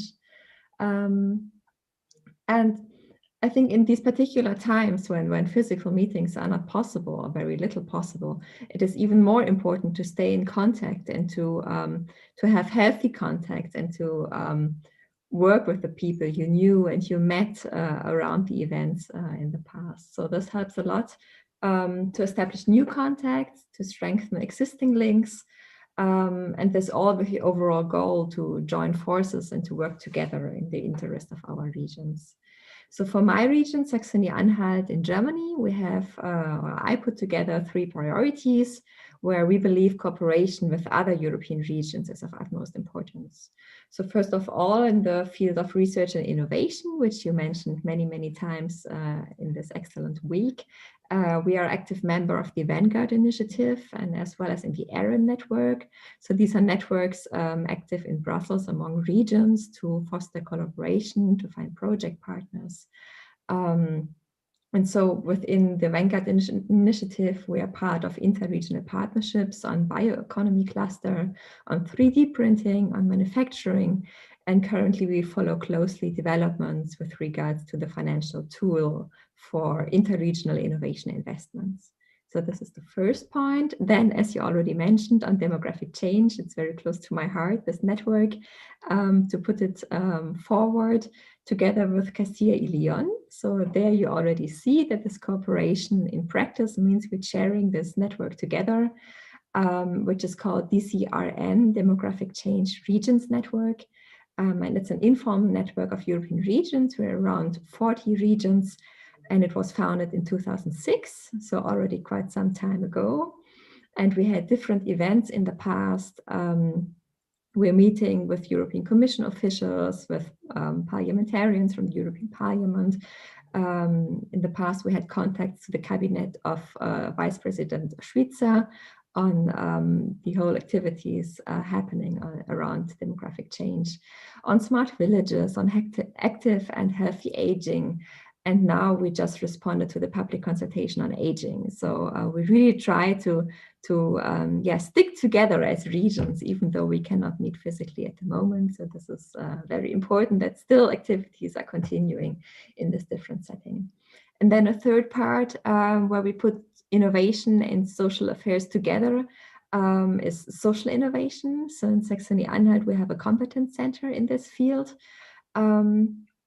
And there we have different ideas and practices of how to overcome structural transformation in our region, which was a former coal region. And so these activities we also plan to present in this year's European Week of Regions and Cities. So there's a lot of things going on where we collaborate with different regions. And yeah, I think this summit is a fantastic opportunity to show how what is happening in here and in all the regions and the Brussels representations. And what we do to connect, to cooperate, to develop innovative ideas and to put them into concrete projects and activities. So I look forward to maybe get to know some new regional representatives, and many thanks for giving me this opportunity to speak here, and I wish you all the best for your final steps in this exciting week of your summit, and hope to see you very soon. Bye-bye. Thank you, Silke. That's so kind, and indeed, and thank you also for providing us with an overview of your priorities in your region. And that's also, I have to say that Saxony-Anhalt office in Brussels very often used to organize wonderful cultural events and lectures, and before the pandemics, and that's a great job you do in Brussels, and yeah, so that's just, again, very big thank you. Now we are moving to Northern Netherlands again, and to call my colleague Mara Buberman. And Mara, okay, I can see you here now. Yes, Mara is representing the region, but that's also leading very actively the platform of Hydrogen Valleys, which is a quite active topic now, and doing a wonderful work to bring all us together. Hydrogen is very important topic to Alentejo either, so that's an opportunity again to be also in touch, and to see how well you are doing on managing and leading that movement, that network. So I'm very proud of having you here today, and very thankful that you could make it. So Mara, please help me making this little surprise with the offices from Brussels, and the floor is yours, please, for a few minutes. Thank you. Thank you, Marcus, for the very nice introductory words, and also for having me here alongside with other regional offices to make this surprise work. I'm very happy to tell you a bit about the Northern Netherlands office in Brussels. So who are we? We are the three provinces of Groningen, Friesland and Drenthe, and the four big cities of our region that are all together sitting in the House of Dutch Provinces, where all the Dutch regions are actually represented, all the 12. And we think that we're a great European region because we have space, innovative entrepreneurs, knowledge centers, and together actually we find the solutions for today regional problems, for the national problems, but also European challenges. And that is why we are also represented in Brussels. I think it was 1.5 years ago when I started my work for the Northern Netherlands, and one of the first things that I had to do was manage the European Week of Regions and Cities. This is a great week where we all together as regional offices open our doors and welcome stakeholders that are interested to learn a bit more about what we're doing. And fortunately, that was a real life event, so I had the opportunity to meet a lot of you already in real life. Unlike it is today, I would have been very thrilled to be also in your region, Marcus, in Alentejo region, to address you all today from your region and to see what your region has to offer. But yeah, due to unfortunate situation, we're all here working probably from our home offices. So nevertheless, I'm happy to tell you a bit, even though from the home office, what we are doing in Brussels and how we're collaborating with other regions. One of the things you have mentioned already is the European Hydrogen Valleys Partnership, and I will come to that a bit later. But Like our main focus in Brussels is, well, the green, on hydrogen, the green industry of the future. We as Northern Netherlands, we're actively building on the green industry of the future, and we think that hydrogen has a vital role to play within this transition, being used as energy carrier and as a feedstock for different applications. Also, in terms of agriculture, we have a quite strong agricultural sector in the Northern Netherlands. It is an important economic sector that has a large impact on the land that we have. So we as a region are fully committed to tackle the societal challenges that are related to agriculture and work on this together with you as a region. Moreover, we really work on the circular economy to make the transition from a linear economy towards a circular one really a success. So we use our core qualities that we have in the Northern Netherlands that will give us a head start to become a fully circular economy. And also we stimulate healthy aging for our population. We have been awarded in the past with a 4-star reference site status for healthy aging by the European Commission, which is a maximum score. And that this comes because we're a pioneer when it comes to research on prevention and healthy aging and application of our knowledge. Moreover, we are a very smart, green and accessible region. And these 3 things what I've mentioned are actually the starting points for our mobility by road, water, rail in the Northern Netherlands border region. And we try to cooperate with other regions to make well, Europe a smarter and more greener and more accessible continent.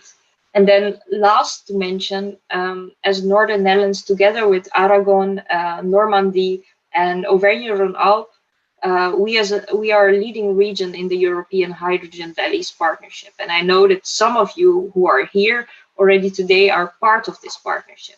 It's an interregional partnership of 51 regions and cities that work together on decarbonizing the global economy, because this is very much needed and this is a challenge that we are all facing in this 21st century. We know that carbon emissions have effects on society and ecosystems, and that's why we work together on hydrogen to make sure that we find a solution for this. And the key objectives of the partnership is really to see together how we can make hydrogen applications more commercially available, how we can overcome the lack together as regions in terms of access to information and expertise on hydrogen. We facilitate in the matchmaking and the co-investment projects between European regions. And then last but not least, we really, with this work, we want to contribute to the decarbonization of the EU's economy. Hereby, I would like to thank you all for listening to me and for sharing a bit about the Northern Netherlands and sharing a bit about your expertises and experiences within the regional collaboration and what your regional offices are doing. So I'm very happy to re-see the ones that I know already who are here present, and to meet the new ones that I haven't met yet, when it's all possible again in Brussels. Our office is open, so feel free to drop by and to discuss the themes that I've just mentioned in a bit more detail in the future. Thank you, Marcos. Thank you, Mara. And Portugal is represented by the regions of Médio Tejo and Alentejo in your platform of hydrogen valleys. We are doing very well. And that's indeed a very good example, one of the best examples of that cooperation going on inside Brussels and getting to the clusters, the regional clusters from there.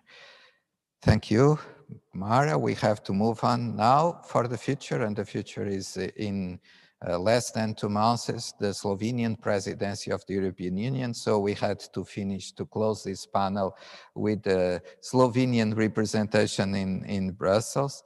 and that's the representation of so many entities related to science, innovation, local and regional governance. So that's very dynamic representation office in Brussels, BRA. And I know that I have here, I'm inviting, helping me on this surprise panel, Maya Ferling. Maya, the floor is yours. I know that you are bringing a presentation, so that's a little bit a more formal presentation than the former ones, which is expectable because you are in big responsibility for the next presidency. So that's very good opportunity to listen to you and to close this session also with a word of hope for the next presidency. So please, the floor is yours, Maya. Thank you very much, Marcos. I'm sorry, I just joined in this session, so I didn't have the opportunity to listen to previous presentations, which I believe they were really, really good. Thank you, everybody. I must say that Marcos is a very good friend of Slovenia. We've been collaborating for quite some years right now, and on a different, not really projects, but let's say more events on different opportunities. I will share my screen where I will present just a little bit of what we are doing about the Slovenian Business and Research Association. I hope this is a good one. Yeah, could you see it? Do you see it? It's big if you can. Yes. Yeah. Okay. So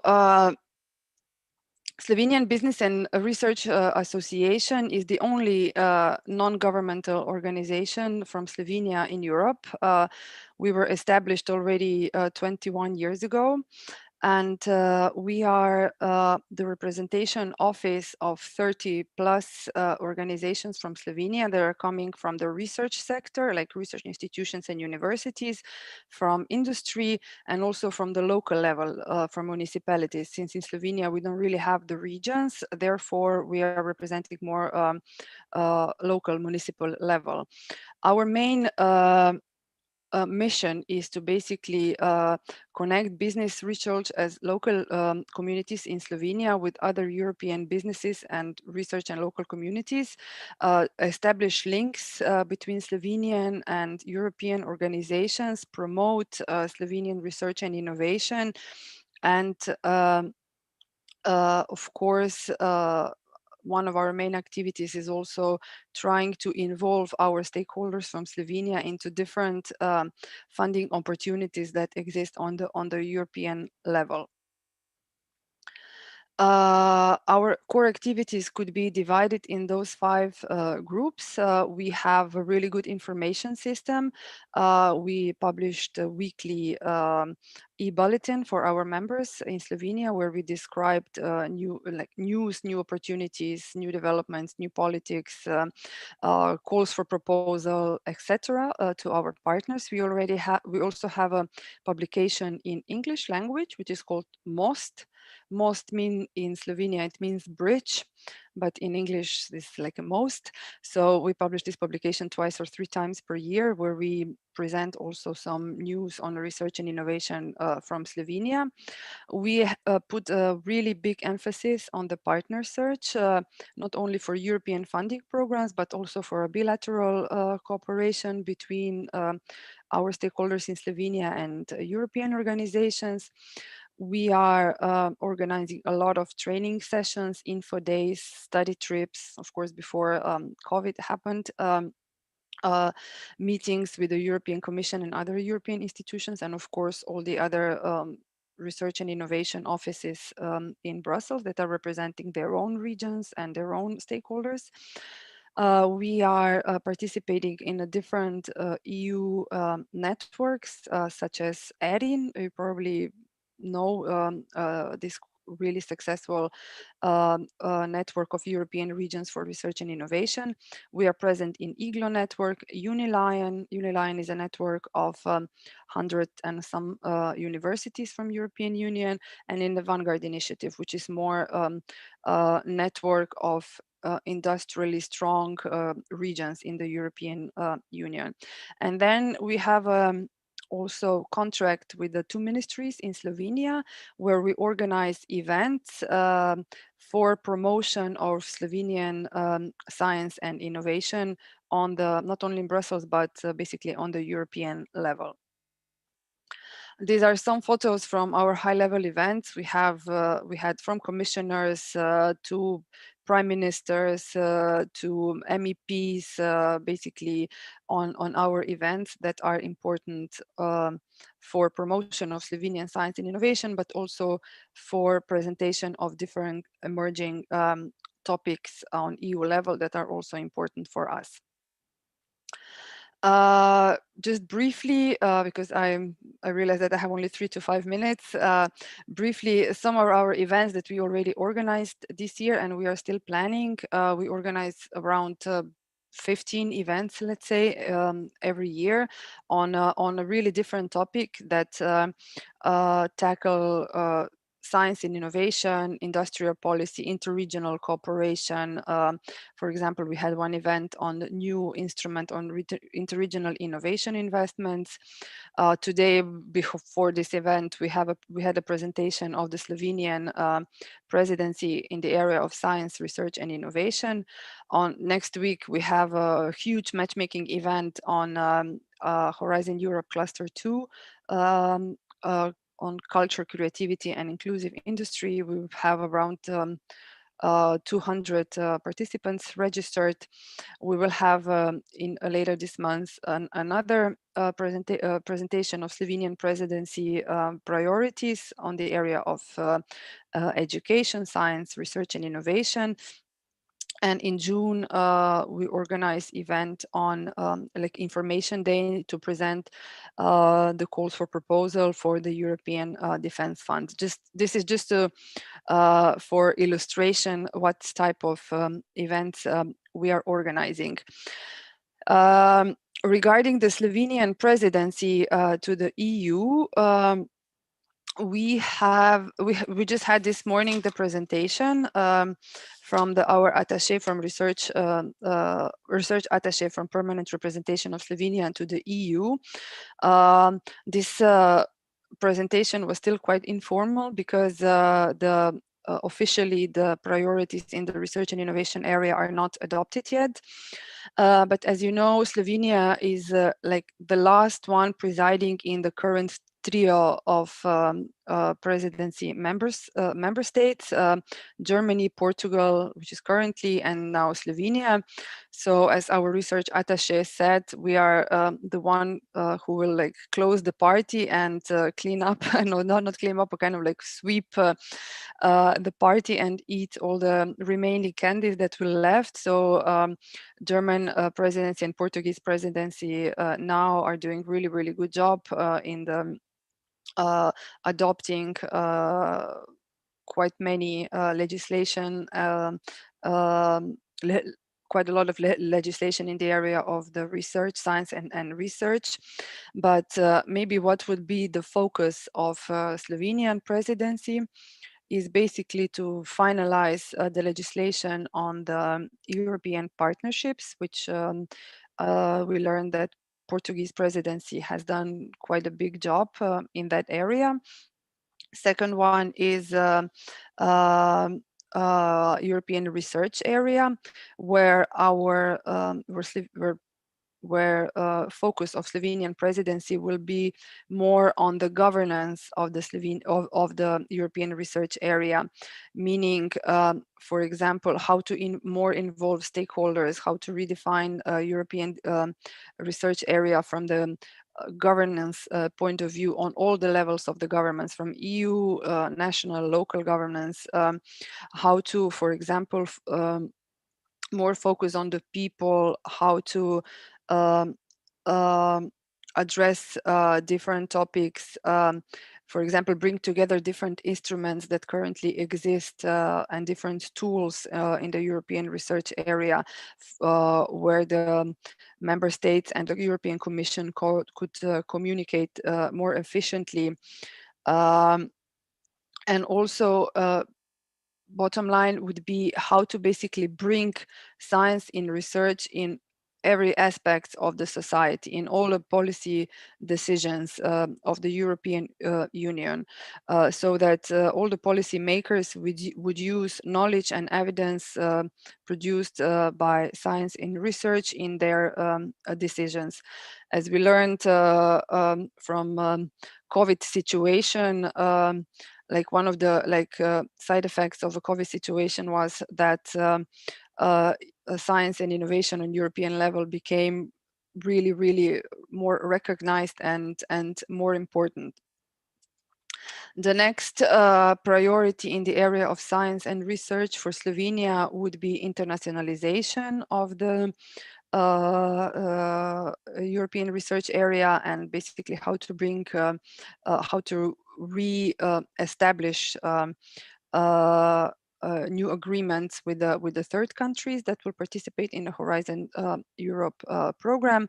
And the fourth priority is the gender equality in the research and innovation. That would be really quickly and really shortly about Slovenian Business Research Association, what we do in Brussels, and a little bit about the Slovenian presidency. If you have more questions, I'm available to you, but I would invite you to maybe participate in, you missed the event today, but there will be another event on 18th of May where you could hear more about this presidency, Slovenian presidency and priorities in the area of education, science, research and innovation. It's an open event. It's available also on our site, website.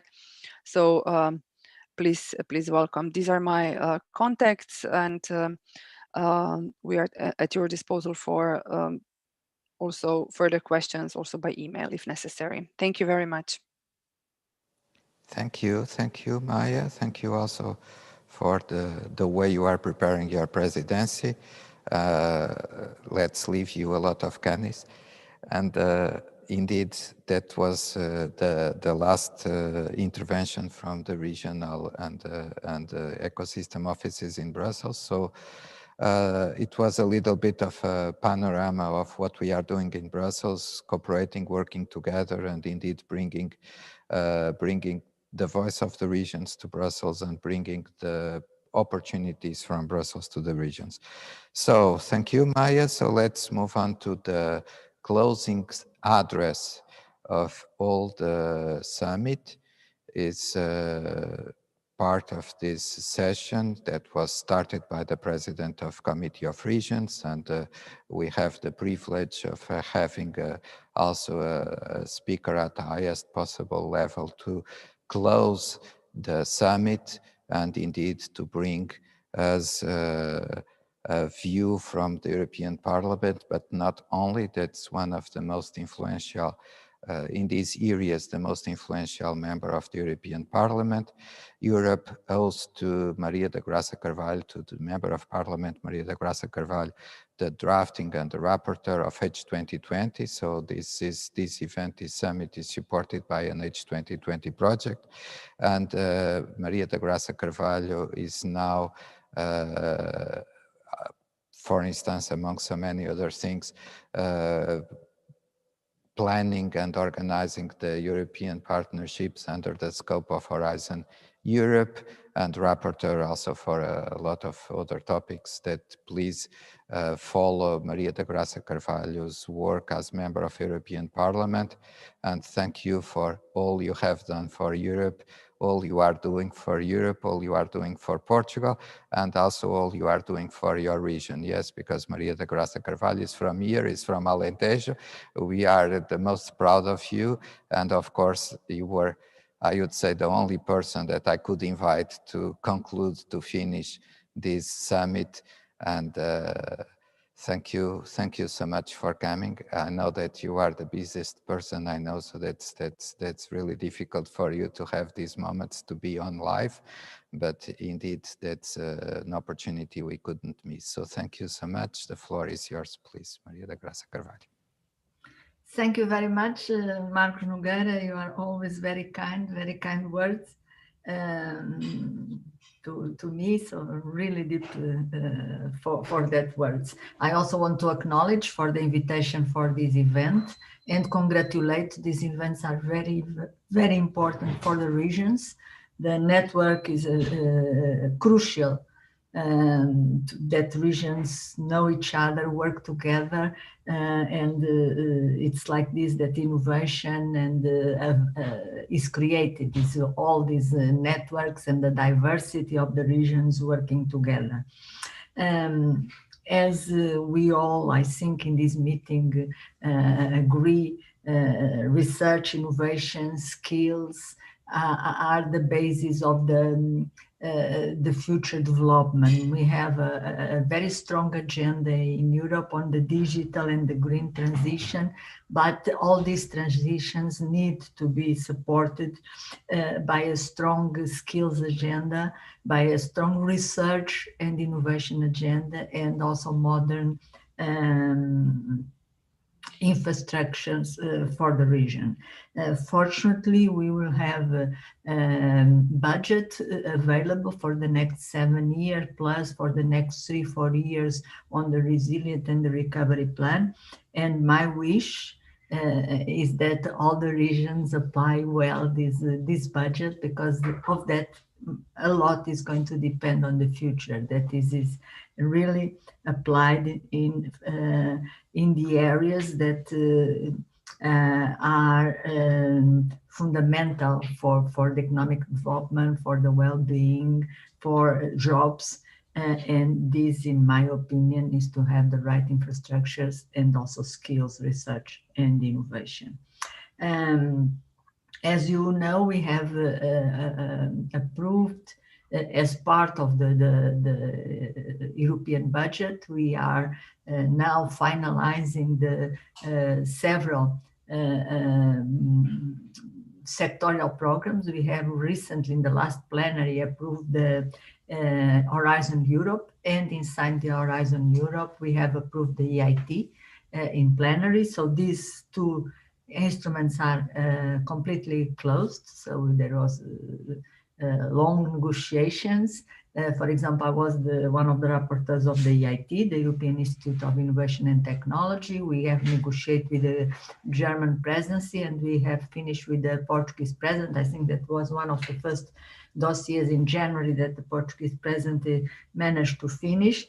So it's an important instrument that already exists but was reinforced in budget, and also two new areas. One area on culture and creative industry that are very important for many regions that are presented here.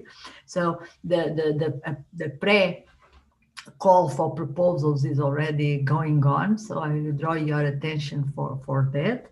And we also have included the second area that we are going to be open later on, that is related with water. That's also a topic very important, because it's not only the oceans, it's quality of water, scarcity of water, lakes, rivers, everything that is related with water.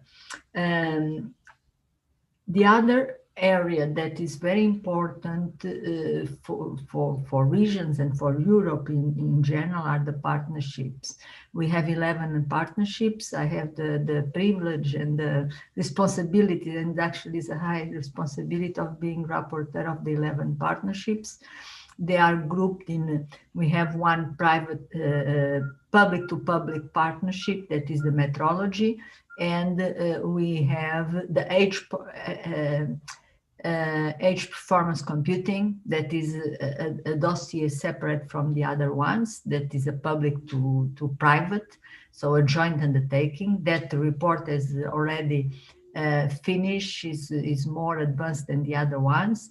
And we have delivered, I have delivered this week the 9 other reports on 9 public to private partnerships that covers very important areas. There are 2 that are devoted to health, the Innovative Health Initiative, that is a follow-up of the IMI, the Innovative Medicines Initiative, and one on global health with contagious pandemics, so it's a very important one.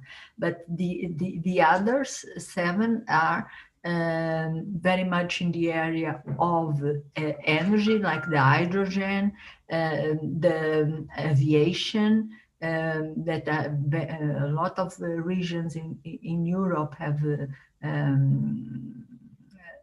industries, like the region where you are located in Évora, that they have companies that are on these fields of aeronautics and aviation.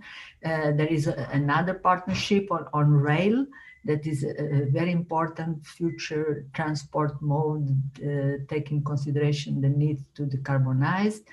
And we have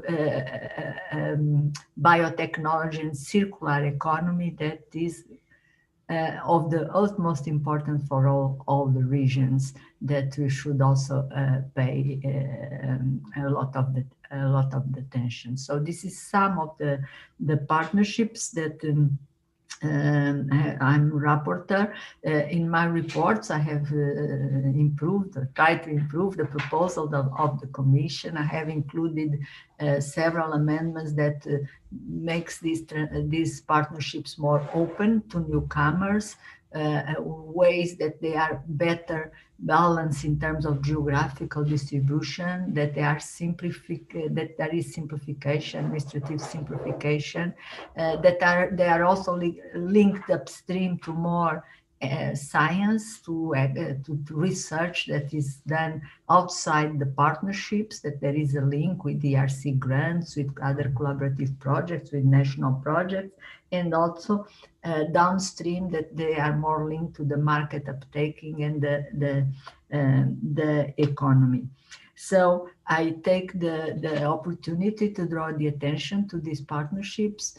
I know that for many regions and for a lot of countries, it has been not very easy to be part of these partnerships.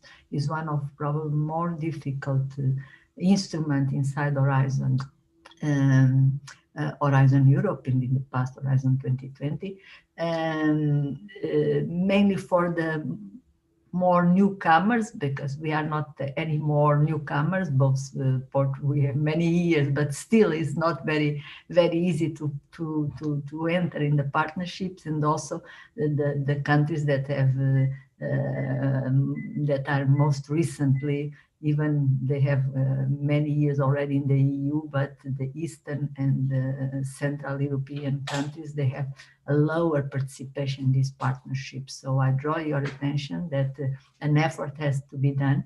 Industry, companies need to be involved, and probably is that one of the problems. So the countries that are more industrialized, with the better organization of the industrial ecosystem, they have it's easier for them to participate in these partnerships. But it's possible, and it needs to be planned in time. So when we have in the Parliament made an effort to make it more open, and this is my proposal, it still have to be adapted by the other political groups, but I'm most sure that they will support that these partnerships are simpler, they're more flexible, and they are more open to newcomers and more transparent.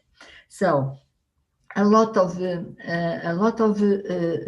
opportunities for the regions, and they have to take into consideration that the next 3-4 years are crucial to define the future.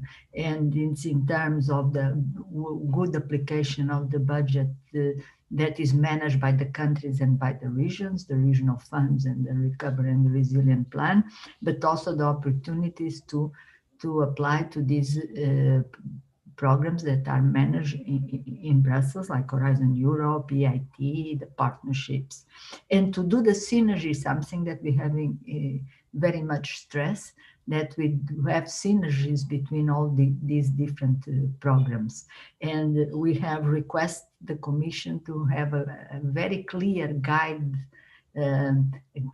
like a book of instructions, how we do synergies in a very clear way what are the steps, because everyone talks about the synergies, but it's still very complex to do it. So it's one of my amendments is exactly on requesting the Commission to do a very clear instructions catalog to how the synergy should be done. And to conclude, I would like to excuse the other regions, but to do a special mention to Alentejo, that in my opinion is a region of a lot of opportunities due to the beautiful landscape, the good weather, and the extremely good quality in terms of environment, quality of air. There's still a lot of space. And this is important. It's very important, and it's also important that we preserve this environment, that we do not allow that less careful activities in terms of environment or in terms of ethics can be implemented in Alentejo and spoil the good atmosphere and the sustainability of that region. And that is very important because it's quite unique at European terms. The equilibrium that exists in Alentejo, and we cannot, we should not allow that or bad practices in agriculture or in industry will damage this equilibrium that is so precious. So what we need is to preserve this, is to continue to invest in, for example, very good ICT infrastructures, continue to invest in the good universities and higher education institutes that we have, the Institutos Politécnicos. We have a good infrastructure in the innovation, to have policies to attract companies and SMEs, to attract people, to create jobs, and to create jobs in the regions, but also to create the conditions that people that are employed somewhere else can work from there. Because as I said recently, there is no problem in living in a pleasant place in Alentejo and to be working for a London or a Berlin company, because we have done that during our confinement. We were obliged to do that, but I think that some of this will continue, that some of the telework will continue, and Alentejo will be a very pleasant place for people to work if they are working for other parts of the world. But for that you need the infrastructure, as I have said, and we also need to have a good education system for the families and a good health system. And there are plans for a good hospital in the region. So I hope that this is becoming a reality very soon, because we need to have these infrastructures, health and education to be able to attract people that will create better economy, better standarding of living. And this is what I hope for Alentejo. Of course, is also the same priorities from many other regions, but excusing that I finalize my address, giving a special word to the place where I come from. So thank you again, congratulations to all of you, and I wish you all very good luck for your next proposals in Horizon Europe and in the next multi-annual financial framework. Thank you. Thank you. Thank you so much, Professor Maria da Graça Carvalho, Honorable Member of the European Parliament. Thank you for the glimpse we could have about what you are doing for Europe. Thank you for your words for Alentejo. In particular, may I say personally that word of the only battle we can't lose is the environment and sustainability one. It's crucial to say it again and again. Thank you for making the point. And also thank you for mentioning the culture KIC within the scope of the European Institute of Technology.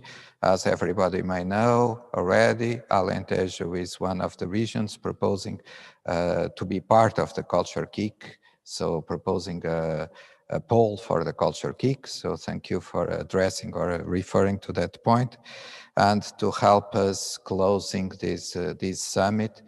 And indeed, it's as always a privilege. It was a privilege to have you. Thank you, Professor Graça Carvalho. See you soon. Thank you. Now we are closing in the closing moments of our summit.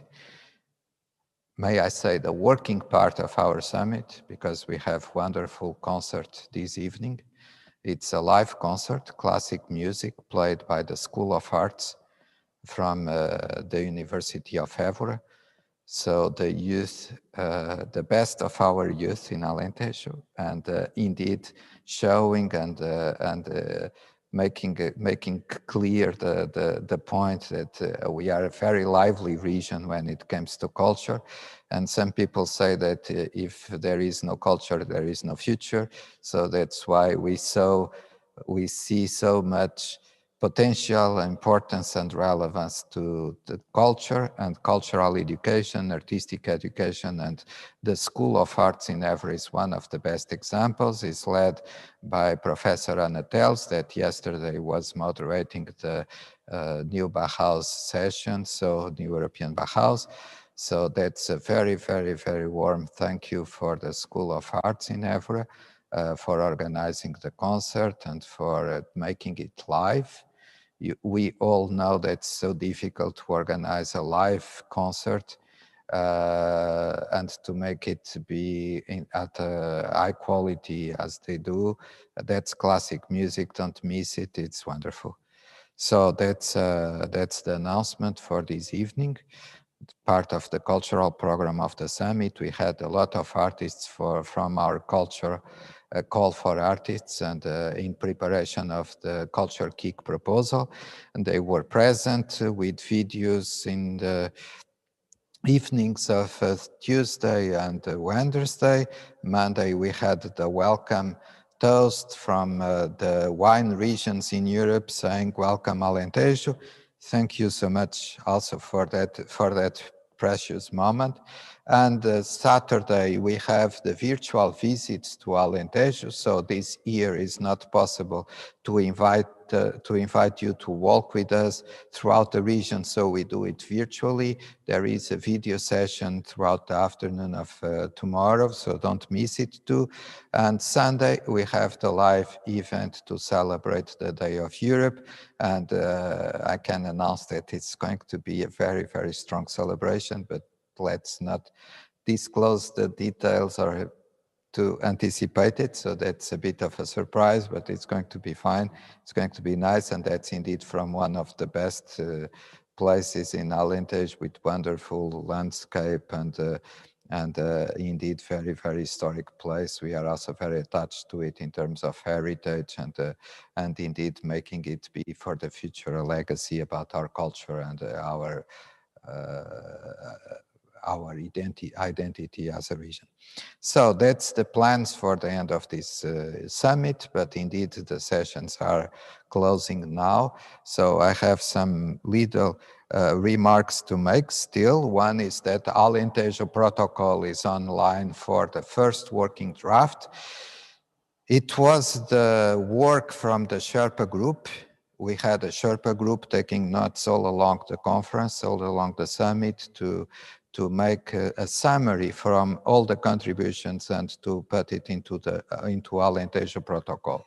Alentejo Protocol is an instrument for the regions to find a common framework for smart communities and to turn smart communities into an instrument to succeed the digital decade. I would say the European decade considers so many critical programs Europe has to achieve for this period. So that's why we see smart communities are instrumental to achieve the levels of integration needed for all those programs to work together, to be succeeded, and then part or supported by strong regional cooperation. That's why this event is European Regions for Smart Communities, and that's why we need to put it into on paper into an instrument, and that instrument is Alentejo Protocol. Of course, supporting the Finnish presidency initiative of living in EU. So I have here to make an appeal for all the regions, all the municipalities to subscribe a Living in EU platform. That's very important indeed to align the standards and align the environment for digital development. It doesn't make any sense to do it without that convergence. Living in EU is the instrument for that, so don't miss it. And also considering the co-design initiative Smart Tomorrow that was started in 2019, and from which somehow Edge 2020 or all the projects supporting this summit was emerging. So don't miss Living in EU, don't miss Smart Tomorrow, and please don't leave us alone in the Alentejo Protocol. What is published now is the first working draft for all the regions, for all the stakeholders to work together on that common framework. Without that common work, it wouldn't be a common framework. So that's why we need to keep this cooperation level in order to reinforce the instrument and to make Alentejo Protocol indeed a tool to achieve the role that smart communities have to play in the European decade. Thank you for all the participants. Thank you so much for all the speakers. That's so difficult to have time these days to align agendas and to cope with the needs of preparing presentations. And we had wonderful statements, wonderful speeches, wonderful presentations during these days. So there are no words to thank the speakers, to thank all the high-level addresses that were made during this summit. I'm very proud of the small contribution that it could bring to the Portuguese presidency, and that's an important presidency in the sense that we are indeed installing the instruments to achieve the digital decade. That's first half of 2021. So let's do our best to leave to the Slovenian presidency the best possible prepared materials. One of those, I hope, is Alentejo Protocol. So those acknowledgements for the participants are for the speakers, but also very much for the moderators. It was great to have your help. Indeed, not an easy job, and indeed it was. I have to say, a very, very positive feedback, because we had wonderful moderators from a diverse set of institutions, areas of interest.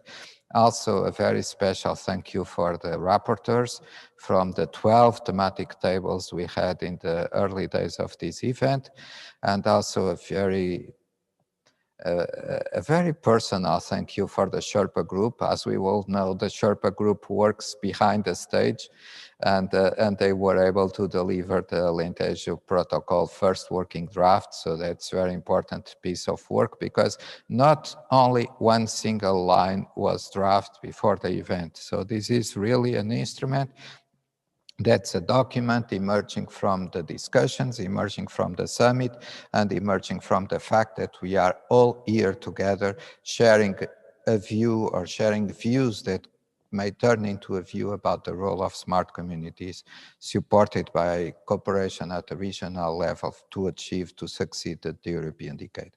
So thanks for the Sherpas, thanks for the rapporteurs, thanks for the speakers, but also, of course, thank you for the audience. We don't know the size of the audience. We only know the size of the dissemination on social media. That was around 1.5 million people that were reached by the posts on social media. So we may estimate that in total for the event we may have around 25,000 people. So that's a significant audience, but that's an estimation. So hope everybody enjoyed the event.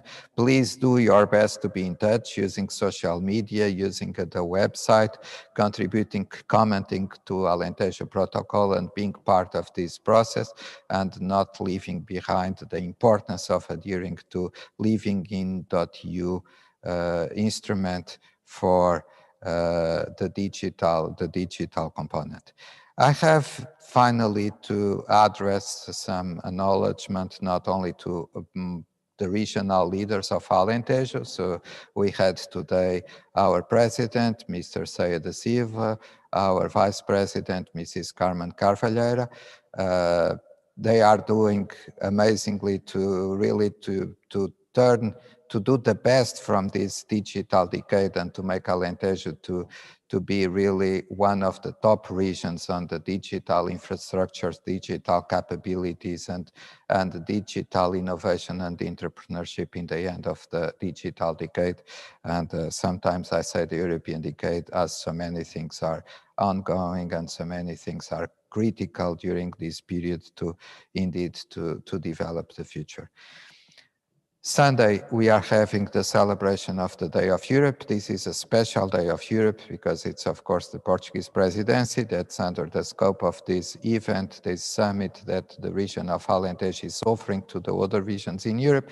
And that's also the first day of the Conference of the Future of Europe. So we are indeed feeling the importance of this May the 9th, 2021.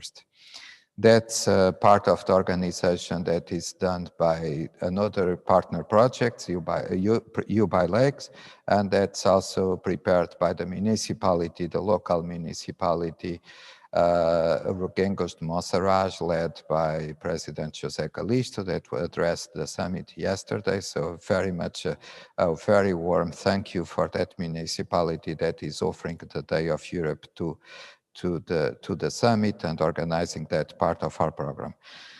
And of course, the acknowledgements have also to go to my colleagues that were organizing the summit. I have special word for a lot of people worked on this summit.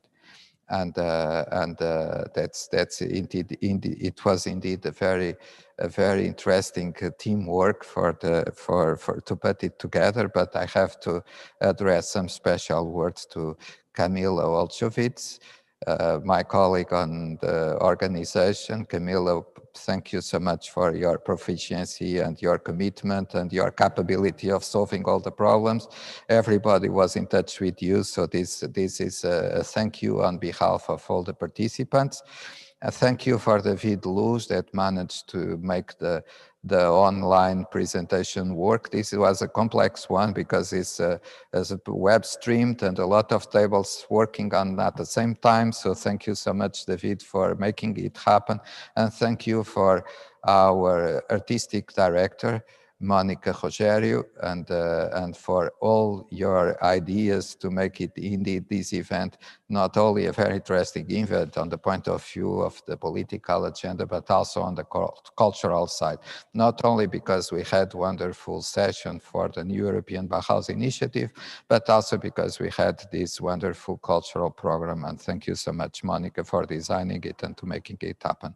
So as I mentioned, that we had a team, a large, wide team working on behalf of the region and behalf of Aurora for organizing this event.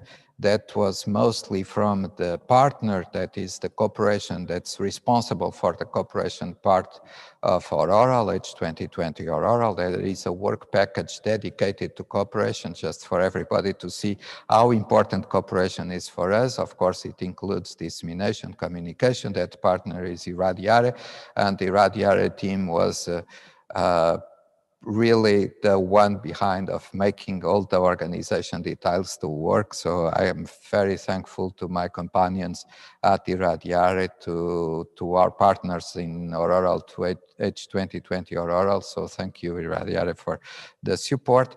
And also thank you for all other partners, because this wasn't an event supported by a project if not all the 25 partners were involved, committed, offering time, effort for the Sherpa group, moderating sessions, making rapporteurs, notes. So thank you for our partners in H2020 Aurora, with a special word maybe for Iradiare, as locally they were organizing, and also because of their role on the political agenda as cooperation partners. So that's the end of this summit. It was really a great event. For me, it was a pleasure to have the privilege of helping organizing this event, just because it made me to be in touch with all of you, and that was an immense pleasure and really a privilege. So thank you so much. And let's close the event also with welcome to Alentejo. I hope next year we can have you here and we can share this environment, we can share the joy, we can share our way of living, so for a few days at least. So I hope we can make it off next year. See you next year. And thank you so much for being part of this summit, being part of this adventure.